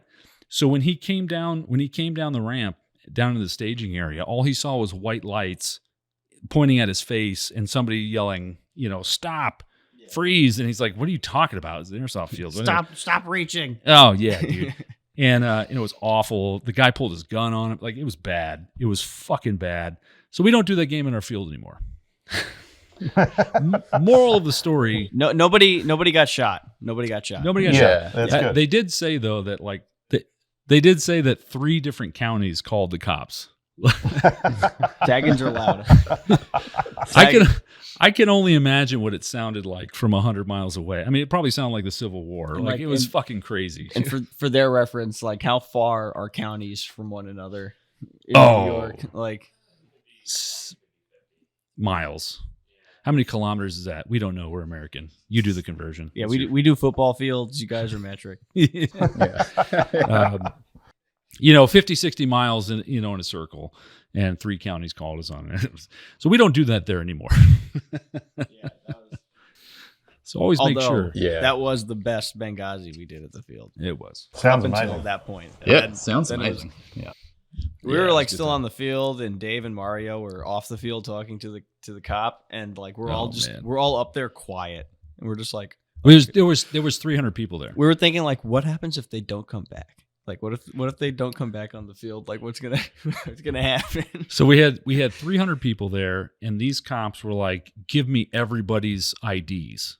And I had to explain to them, like, "Brother, there's 350 people up there. You want me to go grab everybody's IDs right now?" And then he was like, "Oh, well, give me your ID." All right, well, give me a minute, because my ID is, freaking 800 meters that way. I got to go in the dark and go get it. Like, fuck, man. And basically, the sergeant, the guy in charge, came, and he was just like, "Look, we know what you do here, but if we get another complaint, somebody's going to jail." And we were like, "Roger that." So we gathered everybody up together, right? And we were like, "Hey, this is what happened. Congratulations, you woke up 3 counties of people. But no more pyro." So from that point forward, we're talking 3:30, 3:45 till sunrise. It was the quietest game ever. People were afraid to call hit too loud. Like, it was the craziest game. It was so quiet. It was eerie. Like, it was wild, man. It was fucking wild. But everybody loved it. It was a great game. And then it was after that, I was like, we can never do this here ever again. So we had to go to we actually had to take the game to West Virginia, a couple states away, and do it there. But it's fucking wild. Fucking wild. Yeah, it was like 6 hours away. Yeah, we had to take Yeah. it 6 hours away. Yeah, That's right. Crazy. Oh, shit. Well, anyway, guys, that about wraps it up. That's I about all I feel like got. we talked. I mean, don't you want them to plug things and Absolutely. say- Well, I'm getting to that. do you want them to give dad advice? Or Thanks, host. anything? Thanks, host. So I'll let you do some dad advice. All right. So dad advice in the United States is like, it's dad advice. There's a lot of people in the United States without strong male figures in their It's life, or just their dads are not around in general. It's like an American pandemic. So what do you guys have in terms of dad advice for airsoft? Oh, Putting you on the man. spot. Yep. That's a broad one. 'Cause- Or what's your advice to players? Right? Like what would help you guys Well, run better events as players? What I'd say is like all clubs in New Zealand are different, and they have like different age limits. They some are like you have to be 18 and over, but like with our club we have like quite a young age limit for players. And like the cool thing that we find with our club, which I think like avoids a lot of like these boisterous older dudes, where you start getting, the real elitist types and things like that. It's like we're real family orientated. So like we love it like when like, parents will bring their kids out and they'll, go play airsoft together and things like that. So like we've been real fortunate to just create a super like cool environment. It's like everyone's super friendly and inclusive, and we get whole families, dads and sons and all of the above, because we've said like they are the future of airsoft, and if we can introduce them to airsoft like in the right way, and give them a good experience, then like they're going to take that and they're going to think like you guys are like awesome, like of course I want to be a part of this club or this sport, whatever it might be. So like that's a big thing for Tar. Like we're a wholesome family, and we've kept that pretty tight. And yeah, we love the young kids coming to the club. So our dad advice, and this and some other clubs in New Zealand will hate us saying it, but because they'd rather get away from the kids. But like, dude, the proof's in the pudding. Like, like we have a good time and we have young players, like, so the dad advice would be like, start them young. Start them young. Get them out there. Get them having fun. Kids just want to have fun. Yeah. Start them young. Show up to briefings on time. Just like Marlboro cigarettes. Start them young. Yeah. Call your hits and have fun. Simple. Don't be a dick. Don't be a dick. That's actually one of our club rules. Yeah. It's in our club constitution. Don't be a dick. I'm going to tell my son that before he goes to sleep tonight. I'm going to tell him, call your hits. Yeah. Don't be a dick. Good night. He's 7. But it's all right. It's universal, right? Yeah. Like you say, don't be a dick. Like, don't be a dick. Yeah. All right, Jonno and Jonno from Taranaki Rangers Airsoft, producers of Armoured Fury, soon to come Armoured Fury 2. Guys, it's been a pleasure having you on. Go ahead and plug yourselves. Tell everybody where they can find you on social media. Also, make sure you plug your the next Armoured Fury 2. Tell them the dates. Tell them where they can sign up. Yeah, so you can find our club website on airsoftranges.nz. That's like for anyone wanting to know more about airsoft in our club, that's the best way to go. And yeah, just Operation Armoured Fury across Facebook and Instagram as a way to like see what we're doing with the event and what's coming up, and we do all our releases on that. So yeah, that's the best way to find us. All right, gentlemen. Like I said, it's been a pleasure having you on. And with that, good night. God bless. We're out.